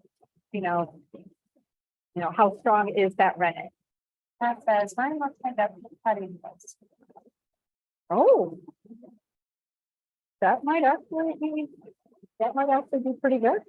He says, mine was a big blob like firm yogurt with little curds with it. That's good. That's good. Okay, yeah, because I think what we have is, because you said there were two Yeah, different. there's two different types of rennet. Maybe our, Yeah. in the winter. Might need to be a bit more of. So total we'll be using a quarter. Yeah, and I think, yeah, and that's the difference between double strength rennet and this, and that's fine. So we'll just start the clock again for anybody that's having to add rennet. And it won't hurt for anybody that already has beautiful curd, for yours to sit a little longer. That's fine. So, So yeah, there's another 5 minutes. Any questions so far? I've always wanted to learn how to make burrata, but I don't know what that entails. Maybe, yes, that is an art form, yeah, it's stuffing right? like curd inside firmer mozzarella or something. I've watched videos on it, but yeah, I don't know. Ricky, after we add more rennet, do we repeat the up and down motion? Yeah, Yeah, we did that. yeah, go ahead and just stir that in for 30 seconds or so to get that in there.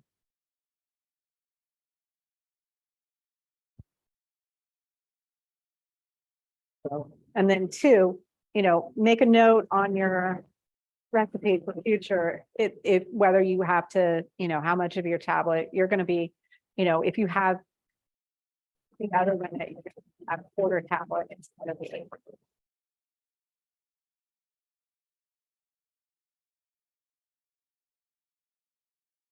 That, and sometimes there's something called junket, which some people will try to make cheese with as well. It's really meant for puddings. And you can make cheese with it because it's not really meant for making cheese curd. So, but Oh. Okay, let's see. Let's see. We'll double check that. Well, we'll get to the right amount of.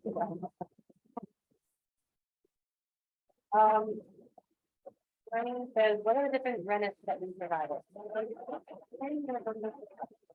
was this, was junket, and the other one. Was that from leftover from the New England from last year? Had it, we ordered 2 batches. I'm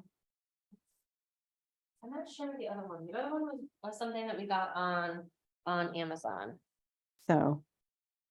So I've never made it with junket, so this will be a learning process for me too. Okay. So we'll get to the right amount at some Okay. point here. Okay. And so anyway. Yeah. So good thing that we have that butter muslin, just in case. Might need it. We might need it. We'll double check.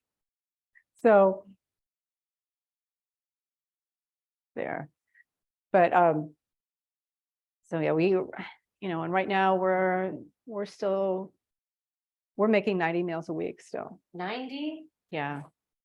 And, which we share a lot of clientele with Daily Bread. And they, they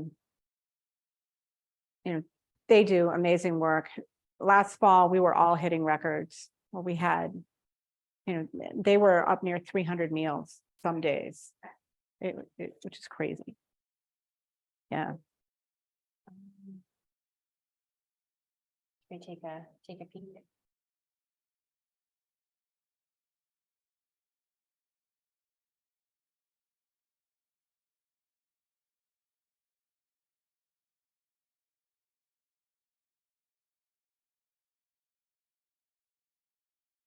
Yeah, well, it's going to take a bit still, but we're going to try and keep that. We'll keep it heated. Let me double check temperature.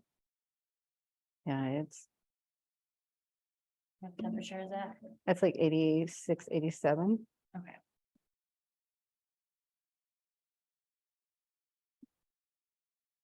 How's everybody else's curd coming along?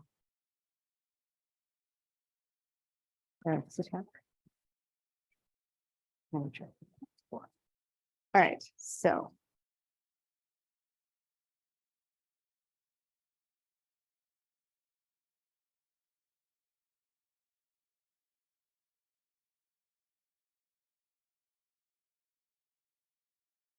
Think they should add a whole tablet. Yeah, we're gonna add another quarter. Okay, so I think We're gonna probably add we had another. 2 different types of rennet. One looks like this, kind of like a tablet. And the other one was a bit bigger and just a tin. We're gonna add them, we're just gonna keep adding rennet until we get the curd.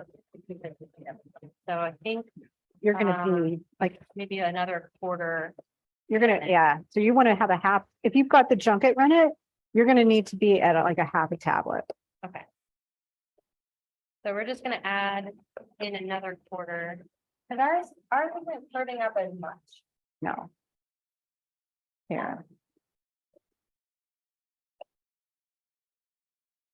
So.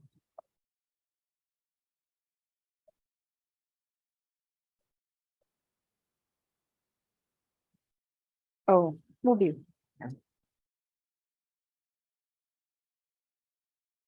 Adding the water is. That it will just be a part of the way, right? I mean, Yeah. Yeah, and that's why I'm trying to just add minimal water to it. Okay. So. I'm just gonna, so we added another quarter. And just gonna stir it up a little bit, 'cause you want more curd.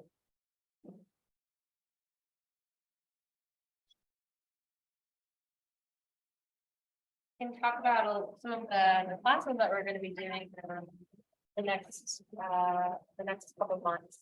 We're doing a collaboration connection for a 5-part series starting in July, all about how to use different garden herbs. There's one in July, I think it's July 29th, it's a Saturday. It's gonna be with, on preserving herb harvest.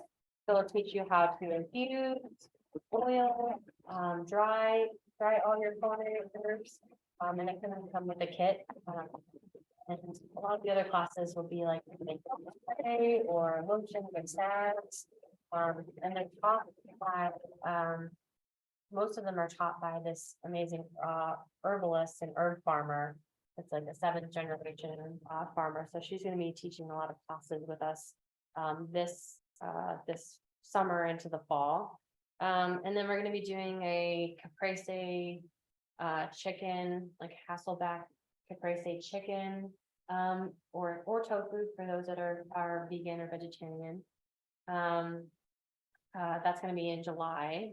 I believe it's July 22nd or 23rd. And then we just got a arts grant for a class in August where we're going to have Sarisha Bondru, who's taught our Indian cuisine classes. She's going to be doing like a culinary arts cooking class with us, which will be free. It'll come with a meal kit. So we'll keep you posted. I think if anybody hasn't taken classes with us, we usually send out a class email and information in our newsletter about featured monthly classes. So yeah, we've got some we'll have some classes this whole summer into the fall. Okay. It's good news. We have some Yeah. bad news. Yeah. I'm gonna go grab some more milk. Okay. Okay, so here's what's gonna happen. Anybody that has junket, unfortunately, you are not gonna have 30-minute mozzarella. Yours is gonna probably have to take an hour Okay. or two to get the clean break. Because junket is not the happy camper that regular rennet is. Okay. So Not as quick. or yeah, it is not as powerful. quick. It is I not as see. I'm powerful. sorry about that, That's guys. okay. We could, I can go grab another okay. half gallon, You want me to or grab grab a half a gallon. Yeah. And so I can show you what it should look like. And you'll get there. It's just gonna take longer with the junket. Okay. So.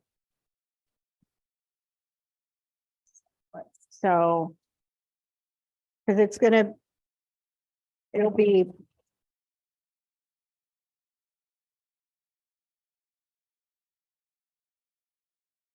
It's gonna have to take it'll probably take an hour to 2 hours to get to the clean break stage. So, and I'm sorry, I forgot to spec where the rennet should come from for Sarah, so. But we're gonna go ahead and make a second batch here just to show you what it's supposed to look like. And if you've got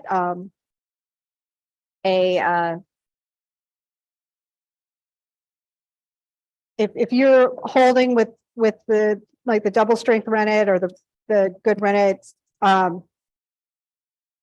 you'll be fine. That curd's not going anywhere. So there. Okay.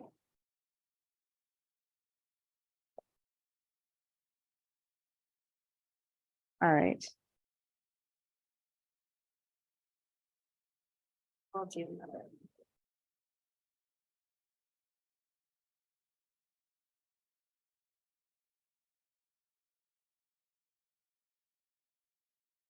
Ooh.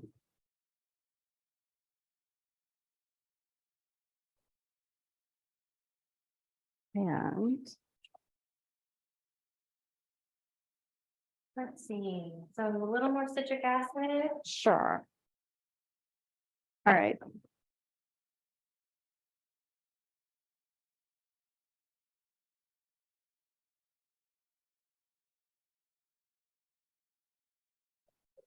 Is there any recommendations that you have for people that have it curded up?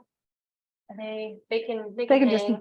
yeah, we just Okay. talked about that. Okay. That can just be, that's not gonna go anywhere. Okay. So.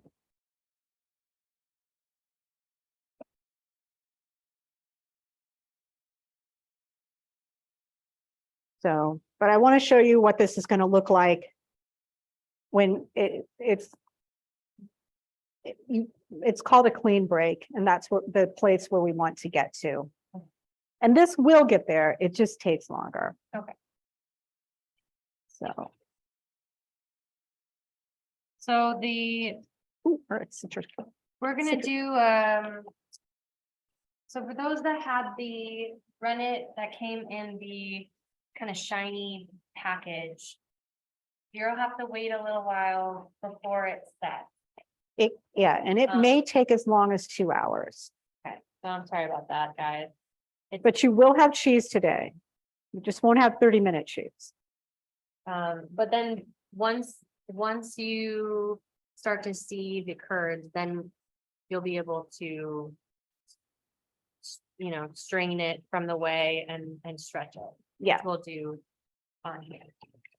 So we're just doing another batch just because we wanted to show you the full system. The full procedure. Yeah.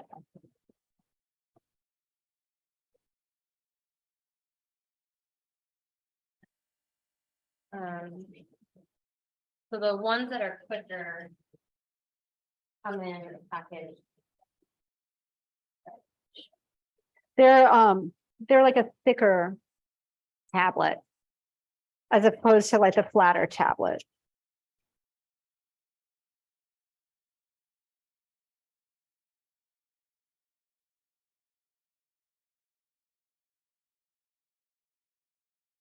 So I guess the double strength comes in a clear package.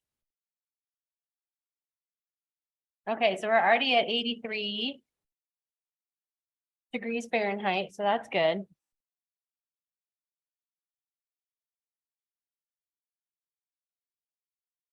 The thicker one, sorry about that. So the thicker one, I believe I just ordered, on Amazon.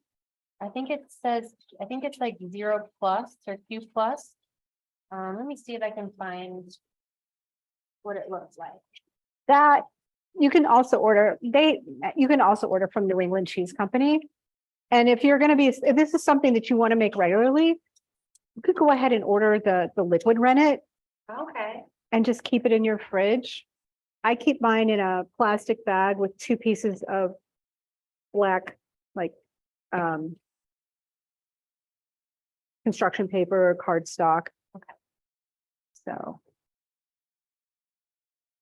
How come? oh, because it can't have light. Oh, I see. Okay, so we're moving it. It already hit 90. Oh, we're a little Our beyond. We're at 94, which is fine. Okay. It'll be okay. Oh, we are actually a little warmer than that here. So. But it only has to be like at 90 something. So, Okay, so then we'll pour in the rennet. Just gonna stir this a little, try and get some of the heat out of here. And then.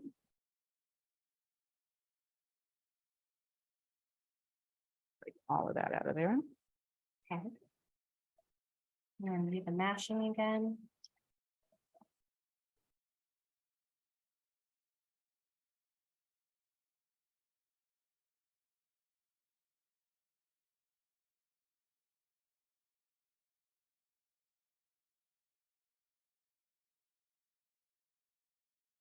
Then, Little lid. yeah, here, up here. This will be great. Okay. So we'll do this for another 5 minutes, Mhm. and then you had the example of the old rennet. Oh, yeah. Well, and 2.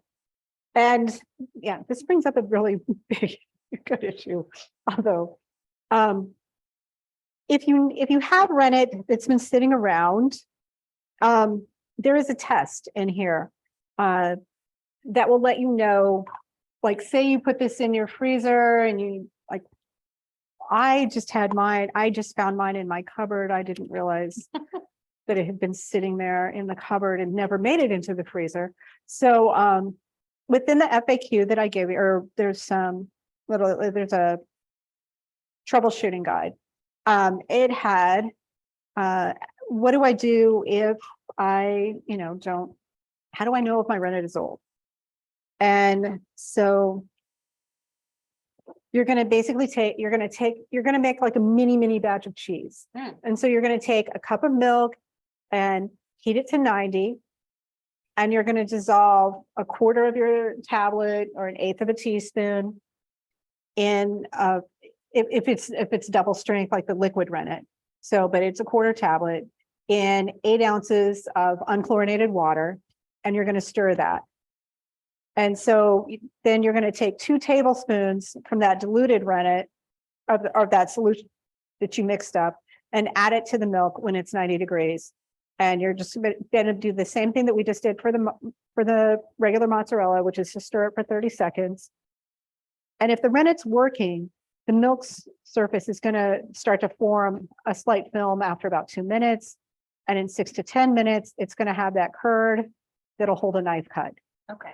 And if that doesn't happen, then your rennet is too old. Okay. So, and for everybody that has the junket, just leave this sit and throw a towel around it, leave it sit for like an hour, 2 hours. Okay. If it's, it'll get there. It's just going to take a while. And you can always tell it's starting, you can kind of, curd up. you can kind of see that there's that clear, looks like skim milk, watery thing happening on the edge, and you can already tell with the surface tension, it's going to get there. It's just going to take longer. Okay. That's why, Oh yeah, this one's already. yeah, that one is going to be there. So, and we've got, you'll know how powerful your rennet is. And the thing is too, there is such a thing as too powerful of rennet, especially on this cheese, because what happens is you're going to get like a harder mozzarella, something that you could grate it, Yeah. not as well as the bricks of mozzarella Like that, Organic Valley mozzarella. yeah, something more like that, where it's not like, what you think of as the fresh mozzarella that you would get like for you order a caprese salad. I had a question. Mhm. Do you have any recommendation for a good goat milk to use for cheese? So the Prairie Fruit Farm would be amazing. Yeah, you are so lucky. You are sitting due south of Yeah. some of the best goat's milk in the whole country. So yeah, that is fantastic goat's milk. And the taste with that will be different. I mean, you can very easily make goat's milk cheeses, and that's the difference too. The biggest difference you can, like, especially like if you see it more like, you probably already experienced it with feta. Like there's a very big difference between sheep's milk feta and cow's milk feta. And that's where you see those big differences between what the animal that produced the milk was. Ricky said, so Pat, it was Prairie Fruits Farm and Creamery. They're just off of Lincoln, just north of 74, and they have really amazing, they're known for their goat cheese, but you can also get goat milk from them. And they actually have certain breeds that are known for like their really high buttermilk fat. And they also have certain breeds. I think it's like a Nubian heritage breed that's known for not having kind of that sour. It's a milder, yeah, it's, but we yeah. also have Green Meadow Farm, and we have a couple other Amish farms that we sell goat milk here you can get at the store. What you said, ours seems to be getting solid, like a jello almost. Do we keep leaving it? I think they're getting there. Well, yeah, and this is where we'll get there. Yeah, we're right at 5 minutes now. So you need the curd to be able to hold a knife cut. Okay. That's when you know that you've got the right consistency for this. And so, and Kind of like floating yogurt.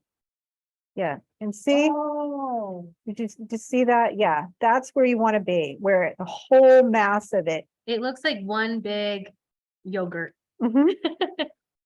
And so that's when you can just take your knife and cut it. So yeah, Ricky, you might be ready. You know, Should he, if he had the junket run it, should he wait longer, you think? Or if he says that it's like pudding, if it's like this texture. it's going to be thicker, it's going to be harder than pudding is what you need. Because you need to be able to basically scoop it out like that. So when we say hold the knife cut, we mean literally it needs to have that edge. Almost like silken tofu. Yes, that's exactly where you're looking at. So that's what we want. And then two, you see that clear liquid? That's the whey coming off of that. Okay. So the way is that, yellow. Yeah, clear because it's super butter liquid. fat, Mhm. beautiful milk. Okay. And so what I'm gonna do Oh my goodness. is just scoop out half of this. Okay. And this is what we're gonna, at home, you're gonna be doing the whole thing. You're Okay. gonna take all your, but since I'm gonna divide ours, I'm gonna do part of it in the microwave, part of it in the hot water pan.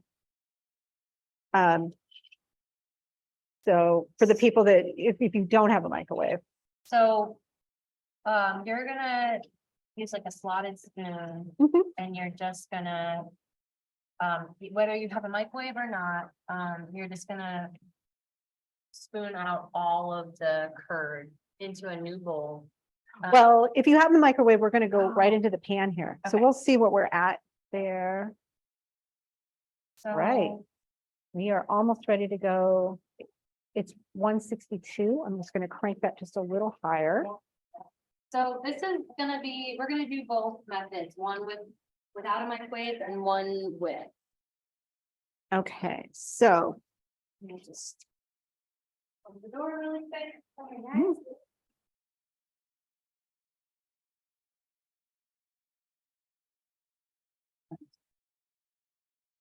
Okay, so for those that are using no microwave, you want the water to be 175. So let's take a look. It's 168 right now. and we're gonna go ahead and do the no microwave first. Because this is fine. And it can just sit in its bowl because it's gonna get heated up in the microwave. But you're gonna see where this is gonna go and the process on this. So again, this had the 2 tablespoons of salt and a quart of water. Which is about as much whey as would come off of here. 173 Okay, or. Oh, should I turn it off or keep it? we'll keep it on just a little bit. And so if you don't have a microwave, you're going to just spoon your curds, yeah, right into that nice, warm water. There's so much of this.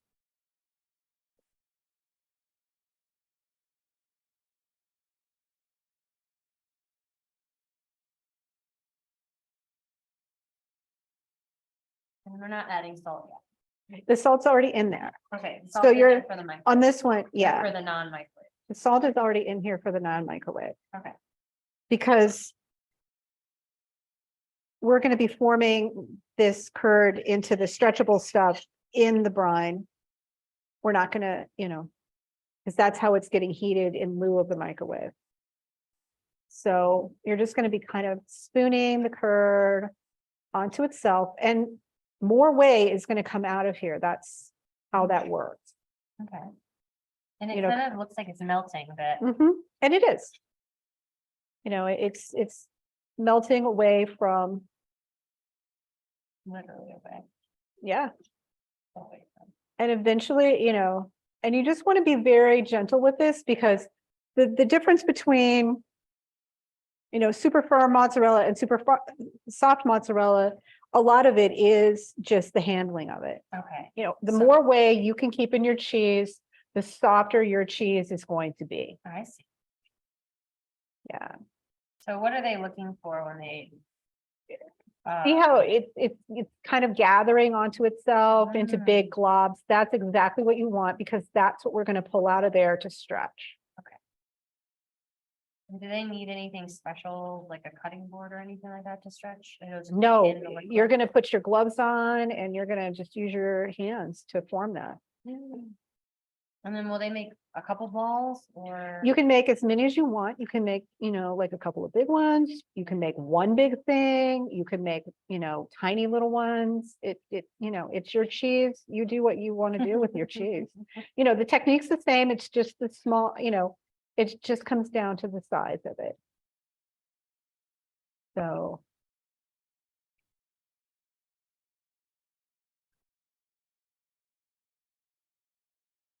Okay, so there's that. And we already have that beautiful, you know, stringy texture. Yeah. So, and this is going to be packing some heat. So put some gloves on. Don't be a hero about it. My God. Yeah. To, you know, when it comes out of the microwave, Turn off the, it's got some heat on turn it. it off. Yeah, I think we can probably turn that off. Okay, and I'm going to, sure. Okay, so today, you know, and what you want to do is just, you know, here's this beautiful stretch. It's gorgeous. You know, it's like, if anybody's ever made bread, you know, when you're making bread, they're like, oh, you know, you should be able to window pane it, you know, and have this very see-through kind of thing. And there's your mozzarella ball, Oh my God.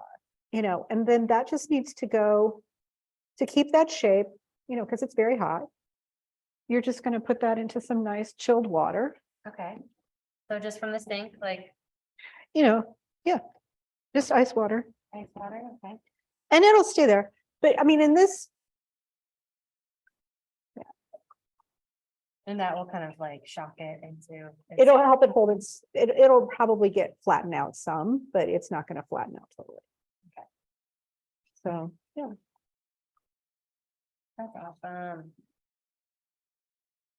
And yours are going to be, I mean, you're obviously going to have more cheese than this to deal with, because it, you know, I'm only using I'm doing half the batch in here and making half the microwave. So. I think I've got just about everything out of here now. So, you know, it's same thing. Yeah, I mean, when it stretches easily and doesn't tear, that's what you're looking for. And then you're just going to, you know, put that through your finger and thumb and make a little ball and Kind of like a little bun, yeah. fresh dough bun.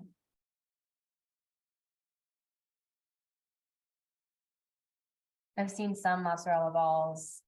And mine are not pretty. And like twisting them into a little. Yes, like, you can braid it. teardrop Yeah, or something. we would braid, you know, back in the day, we would braid ours. It was like, oh, look at us. We're, you know, we think we're all that. Deborah says, instead of shocking the stretch mozzarella ball in the ice cold water, can you place the stretch mozzarella ball in room temperature water?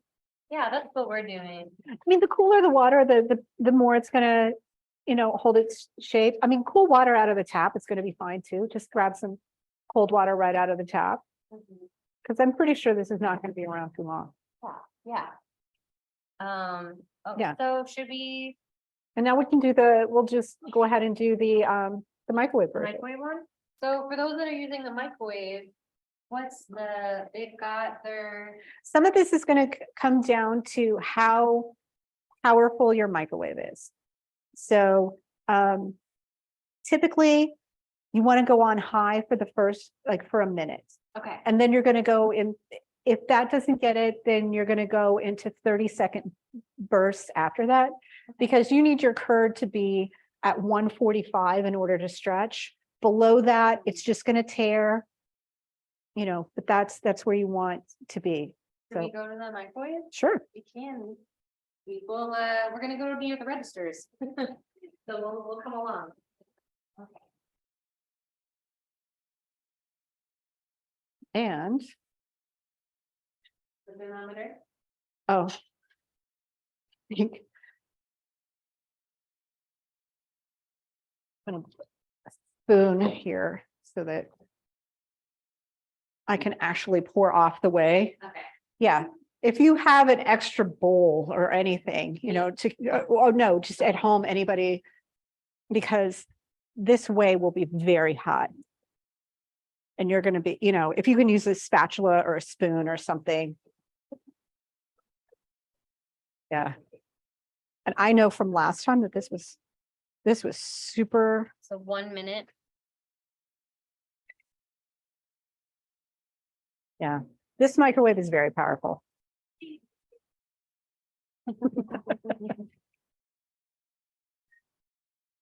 So 1 minute, everyone.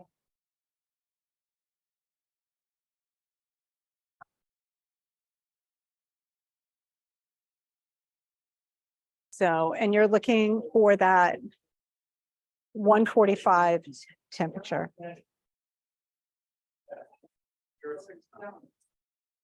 And two, here, you can see this cheese residue.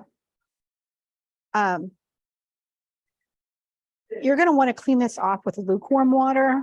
I don't know if they can hear us. Can you Oh. guys hear us at all? Okay, they can hear us. Great. Okay. Okay. We've All right. got special mics on. Okay. Right. Yeah, So we're yeah, just, lukewarm water is gonna be your friend. If you use hot water to try and take this off, it is gonna stick like glue. It's awful. oh, okay, lukewarm water. All right, so it's from this guy. Like, We're not quite there. We're at 103, All so right. we're gonna go.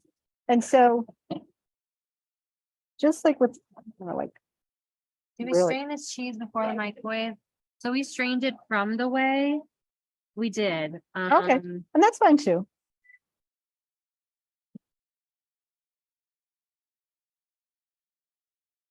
But we still have a bunch of whey left over in our bowl. Yeah. Lena said, what can the whey be used for? Oh, you can use it to make soups. You can, there are some people that make like a lemonade drink with it. Oh, wow. Yeah. It is, you know, it's kind of, oops, you know, because it's got the citric acid in it. Clean up my mess here. Oh, Janet says used to make soap too. Used to make Oh, soap too. I didn't know that. That's That's cool. awesome. How do you make it with soap, Janet? Or maybe I can look up a recipe and send it. We're gonna record this so that, so I'll send any recipes that you guys want to share. We are not much higher than last time. Here, I am going to pour off some of this whey. So we're just heating cheese. Okay.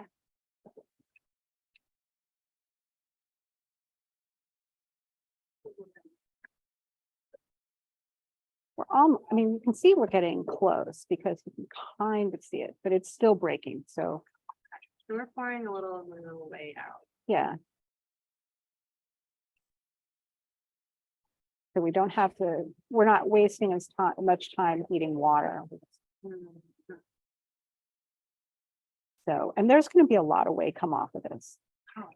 It is, I know. I mean, that's kind of one of the frightening things is how much whey comes out of cheese processing, which is why it is a major, it's a major issue for the dairy industry. And so they have found, that's why you see whey sometimes being used in other foods as a way to get, you know, people will put, they'll use it for protein, you know, adding protein to get protein levels up and Yeah. things. The most kind of brilliant product ever is muscle milk Oh, yeah, right. because it is, Just using a byproduct. it's using two byproducts. It uses, you know, it uses waste apple stuff from the apple industry and whey, you know, spray dried whey. So it's a brilliant product. But yeah, whey, you know, is something that you really have to contend with. Janet, I think you are right though. I know lye is definitely in soap, but I know that the Queen Anne's Lace and other local folks use milk in their soaps. So you could be on something with the whey. So we're just I'm gonna checking. check a doing little another early here. just to 45 make sure. seconds. Ooh, that looks not melting. Yeah, very Almost, close. almost I should have let it go for the full thing. That's okay. There. All right. So we need 145. I'm just gonna let this go for 25 seconds or so. We're almost there.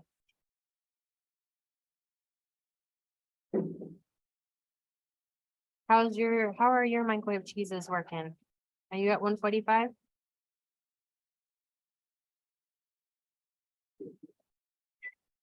$137. Us too, it's okay. Feel free to take some of the whey out of it. There, All we're right, there. all right. Okay, Grab this one. all right. We're back in, we're 147 actually. Keep just doing it as gentle as possible.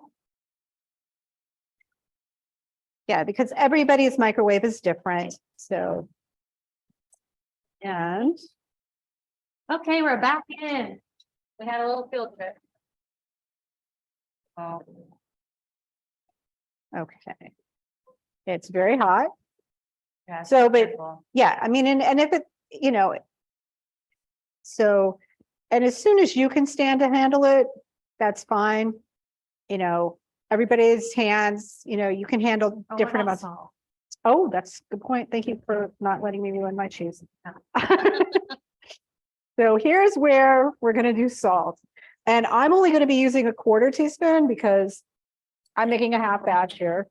And you are gonna use a half teaspoon in yours. So make sure you measure it, because we gave you more than you needed. So we gave you that Himalayan salt. So and I'm going to, so that I can keep as much Ah. salt as possible. Taking the whey out. I'm gonna take that whey out and just salt what I have here. Okay.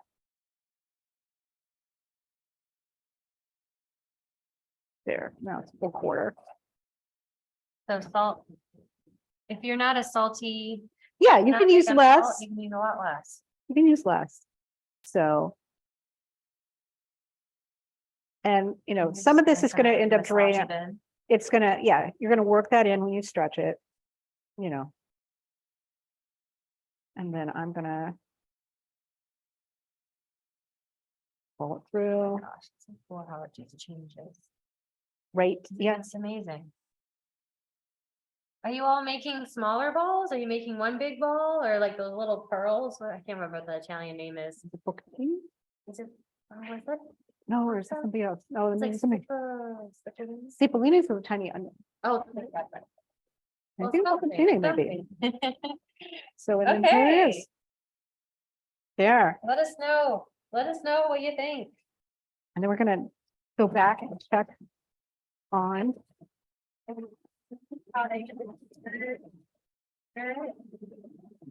We're getting close. You may actually. Not quite, but yeah, I think, you know, in another. Maybe in another 30 minutes, I think this could possibly, you know, 30 minutes. We'll see, I'll risk. So for the one with the drum kit rennet, it's almost. We're not there quite yet. Yeah, but Maybe another half hour. 30 minutes and then you can make your cheese too, because that's right where you're at. So Jacqueline says, what was this cloth strainer for? Did we miss something? No, actually, we Eating decided that cheese. we didn't actually need it, so. Well, the curd formed up nicely because we have the nice Kilgus milk. But if you should ever find yourself with some milk that, you know, may have been high heat processed, you're going to need that to collect the curd. And two, if you want to try your hand at something like ricotta or paneer, you're definitely gonna need that. Okay. You know, we luck out in that we have this nice, beautiful thing. So yeah, that's a bonus from Common Ground at this point. So because we use the, you know, we got the beautiful donated Kilgus milk. Yeah, it was just, yeah, the cows were just meant yesterday, so. Yeah, you can't ask for nicer milk than what we have. Yes.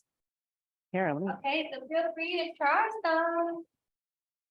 Is everybody, finished? Lena says, the rennet is liquid, the same as tablet, it's effectiveness. yes, I mean, they're both gonna be effective. It's just how powerful the rennet is. And you can buy single strength liquid, you can buy double strength liquid. Okay.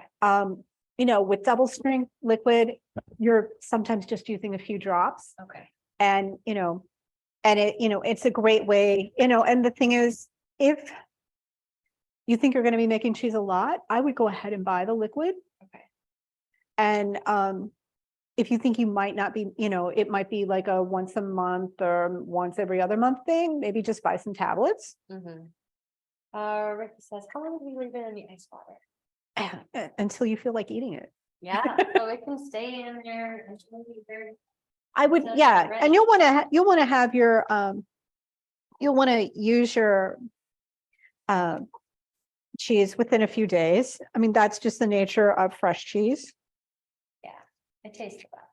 So, but Um, ooh, let's okay, see. we try it. All right, here we go. Exciting. Oh my gosh. Eve says, can you add herbs or onion garlics? to this? Absolutely. That would be very pretty. Deborah, I put the whole junket tablet in and I can cut it now. Can I leave it in the pot? Awesome, Deborah. Can I leave it in the pot for a while before stretching it in the microwave? Yeah. If you need to, yeah, if you need to go and do something or whatever, yeah, Oh, she said, my cooking buddy will return in about 30 minutes. that's Yeah, perfect. That's, That's yeah, totally fine. yeah. As long as it's, oh, nice, nice. Look at this. Yeah, so Deborah, when your buddy gets back, just put it into the microwave, or you're gonna want to strain the curds out into a separate bowl and microwave until you hit 145. And then you're just gonna stretch the mozzarella balls. Lena's question is, when should the herbs be added if you're gonna put it into? I would do that about the same time you're adding the salt. Okay. Yeah, and so we added, Because just in case you have anything that's like an alkaline substance or something, you just don't want to have that interfere. oh my God. Is it? Good. And squeaky. You can hear me squeak probably. And then Ricky says, is there any particular way to keep it in the fridge overnight? You can just keep it in the water like that. And that'll keep it from you know, but, you know, I would recommend changing the water on that. Okay. If you're gonna, you know, if you're gonna, well, no, like, you know, just like with tofu, you know how like you have to change the water on tofu frequently? Yeah. And I would try and use this within like, you know, 2 or 3 days. So, But if you have any fresh basil outside, oh, yeah, that's perfect with this. yeah. Or, Aaron said, I missed when you added salt in the microwave dish. oh, Was it mixed throughout with the whey before stretching? no, Added- right before you stretch, you're gonna pour off all the way you can before you stretch the cheese from the microwave. Yeah, so microwave, as soon as it hits 145, try and drain out all the way, and then we added anywhere between like a quarter teaspoon to a half teaspoon of sea salt. Janet said mine is crumbling. Oh, Maybe I need to stretch a little bit more. potentially, or was it, how much did you stretch it? That it could be either way. Either it didn't get stretched enough, or, you know, depending on the crumbling. Did she have the junket rennet? I'm not sure. Basically, you're gonna pull it apart. And kind of fold it over itself. Yeah, it's really not, it's kind of like bread, where you're just gonna gather it into the ball and then I just usually shove mine in between like the thumb and forefinger to make the ball and then just, kind of either pinch it off or if it's small, I kind of grab the size hunk that I think I'm gonna use to make that ball. So like, pull it apart a couple times and then was pushing it through. Yeah, your because fingers. I don't typically need mine a lot. And the microwave one, you can tell here, actually, I ended up needing more than I did the one that was done in the hot water bath. The one from the hot water bath is actually a lot more flexible. It has a lot more weight. You see the weight coming out of it? Whereas this is like firmer. Yeah. Yeah. I think, the more you stretch it, I think that part of, I could have probably stretched this more. That's why the microwave one, I would stretch more if I had that to do over again. Lena asked a question. We made full fat mozzarella. Do you know why it's so commercial? Why so much the commercial mozzarella is low fat? I don't know, maybe they're just being cheap. Yeah. Because they don't want to afford Well, the full premium. It's, well, probably because in some ways too, they've got competition. For the ice cream industry, they're using whole milk and cream to make that. And so if they can get by using a partial thing. Ricky's question was, thanks Sue for or Susan. There we for go. Sharing the seared pork chops, big compost. That's a Salad Pharaoh salad. Oh, that For was the good. creme fraiche. That sounds amazing. Ricky's question was, we're still waiting on ours to get firm. Can you leave it too long? I would say don't leave it for more than an hour.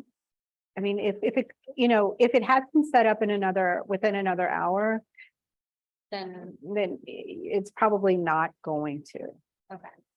And you'll need to start over with another batch or something, but Or they can I maybe think- use the Yeah. muslin strainer. Yeah. Separate. although, when, Ricky, this is does getting there. Does yours look like this now? Where it's kind of like silken tofu? Yeah, I mean, we're pretty much there now. Yeah. That's what you want. It Yeah. needs to look like that. I mean, as long as it doesn't look like Or like yogurt? curdled yogurt, like if in a pinch, we've all done it. Like, oh, here, I'm just going to use this and make this creamy pasta sauce with this little dibble of yogurt, and then it blows apart. As long as it doesn't look like that, you're going to be fine. This junket, I would make mozzarella out of. Yeah, me too. So I would say you could even strain it now. Yeah, Strain it. and Just you can go lift it ahead. up. Yeah, you can go ahead and do that and just make your microwave, or your water bath. Deborah says, yeah, Ricky, so I think you said, yeah, sort of like that. And I would say, go ahead with, Yeah. sieving it out, like lifting the curds out Yeah, these into are, a bowl. yeah, And then either I think you said, you're Yeah, gonna do these- the water these are- bath method. So, oh, that'll be beautiful cheese. so that will be actually, yeah. Yeah, really- and it'll have a really good. chance to gather onto itself. Yeah. I actually think you get nicer cheese from the water bath than the microwave. At least I do. It forces me to knead it a little bit more. So, Deborah says, in the printed instructions for stretching without a microwave, it says to put the whey into a pot and heat. Did you use fresh water or the whey? We just ended up using the water because we wouldn't get the whey until the end of the class. So, but you can save your whey back in the freezer from this and use it the next time you make cheese. Okay. I mean, it's a little richer than the water, so that's a nicer touch. And you're still going to use that, quart of liquid, 2 tablespoons of salt ratio. But I think in the microwave, it wasn't drained completely. I think it's okay because the Yeah, I should have drained more liquid off of mine before I put it in there. the whey is seeping out.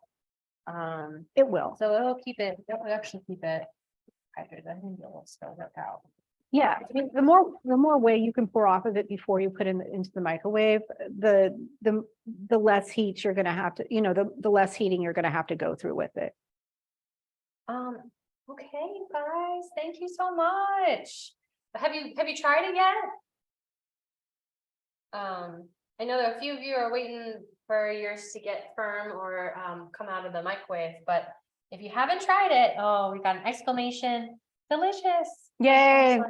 So I don't want to keep you guys too long. Are there any lingering questions or comments that you want to add about the class? Thank you again so much for joining us. We're so glad that we could do this together and learn a new skill. I'm hoping that this is gives you the confidence to keep trying to make more cheese. I've got one secret that I can tell you is Kilgus delivers on Mondays and Fridays or Ooh. Tuesdays and Fridays.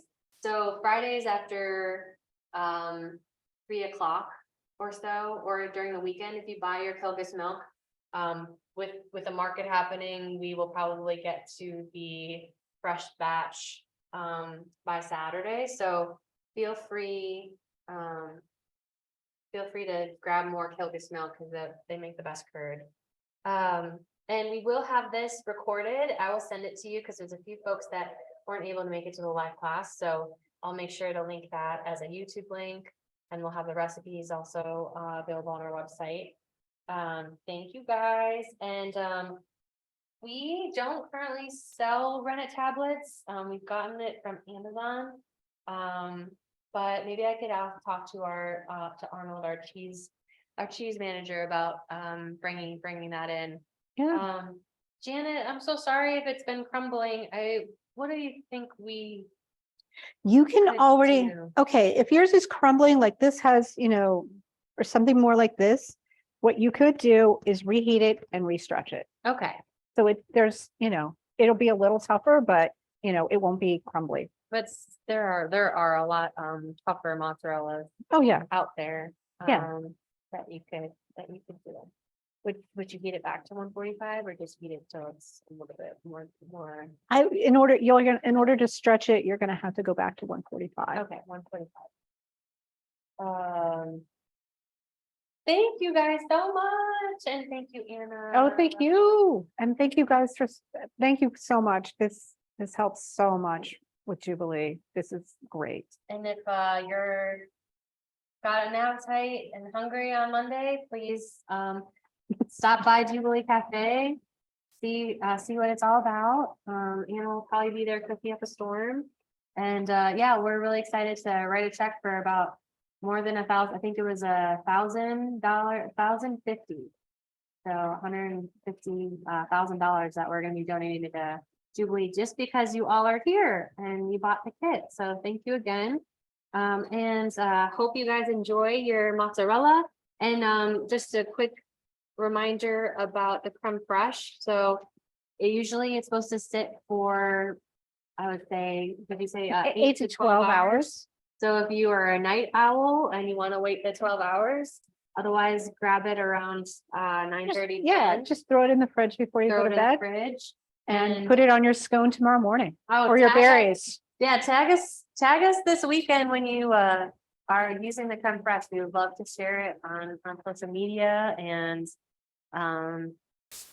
yeah, thank you all so much. And we'll keep you posted if you are interested in our newsletter or class email list. We'll keep you posted on all of the classes that are coming up, including that Caprese local virtual cooking class. And I think we're going to be doing a lot of herb classes. So Oh, nice. thank you guys so much. We'll see you another time. Thank you. Thanks. Bye-bye.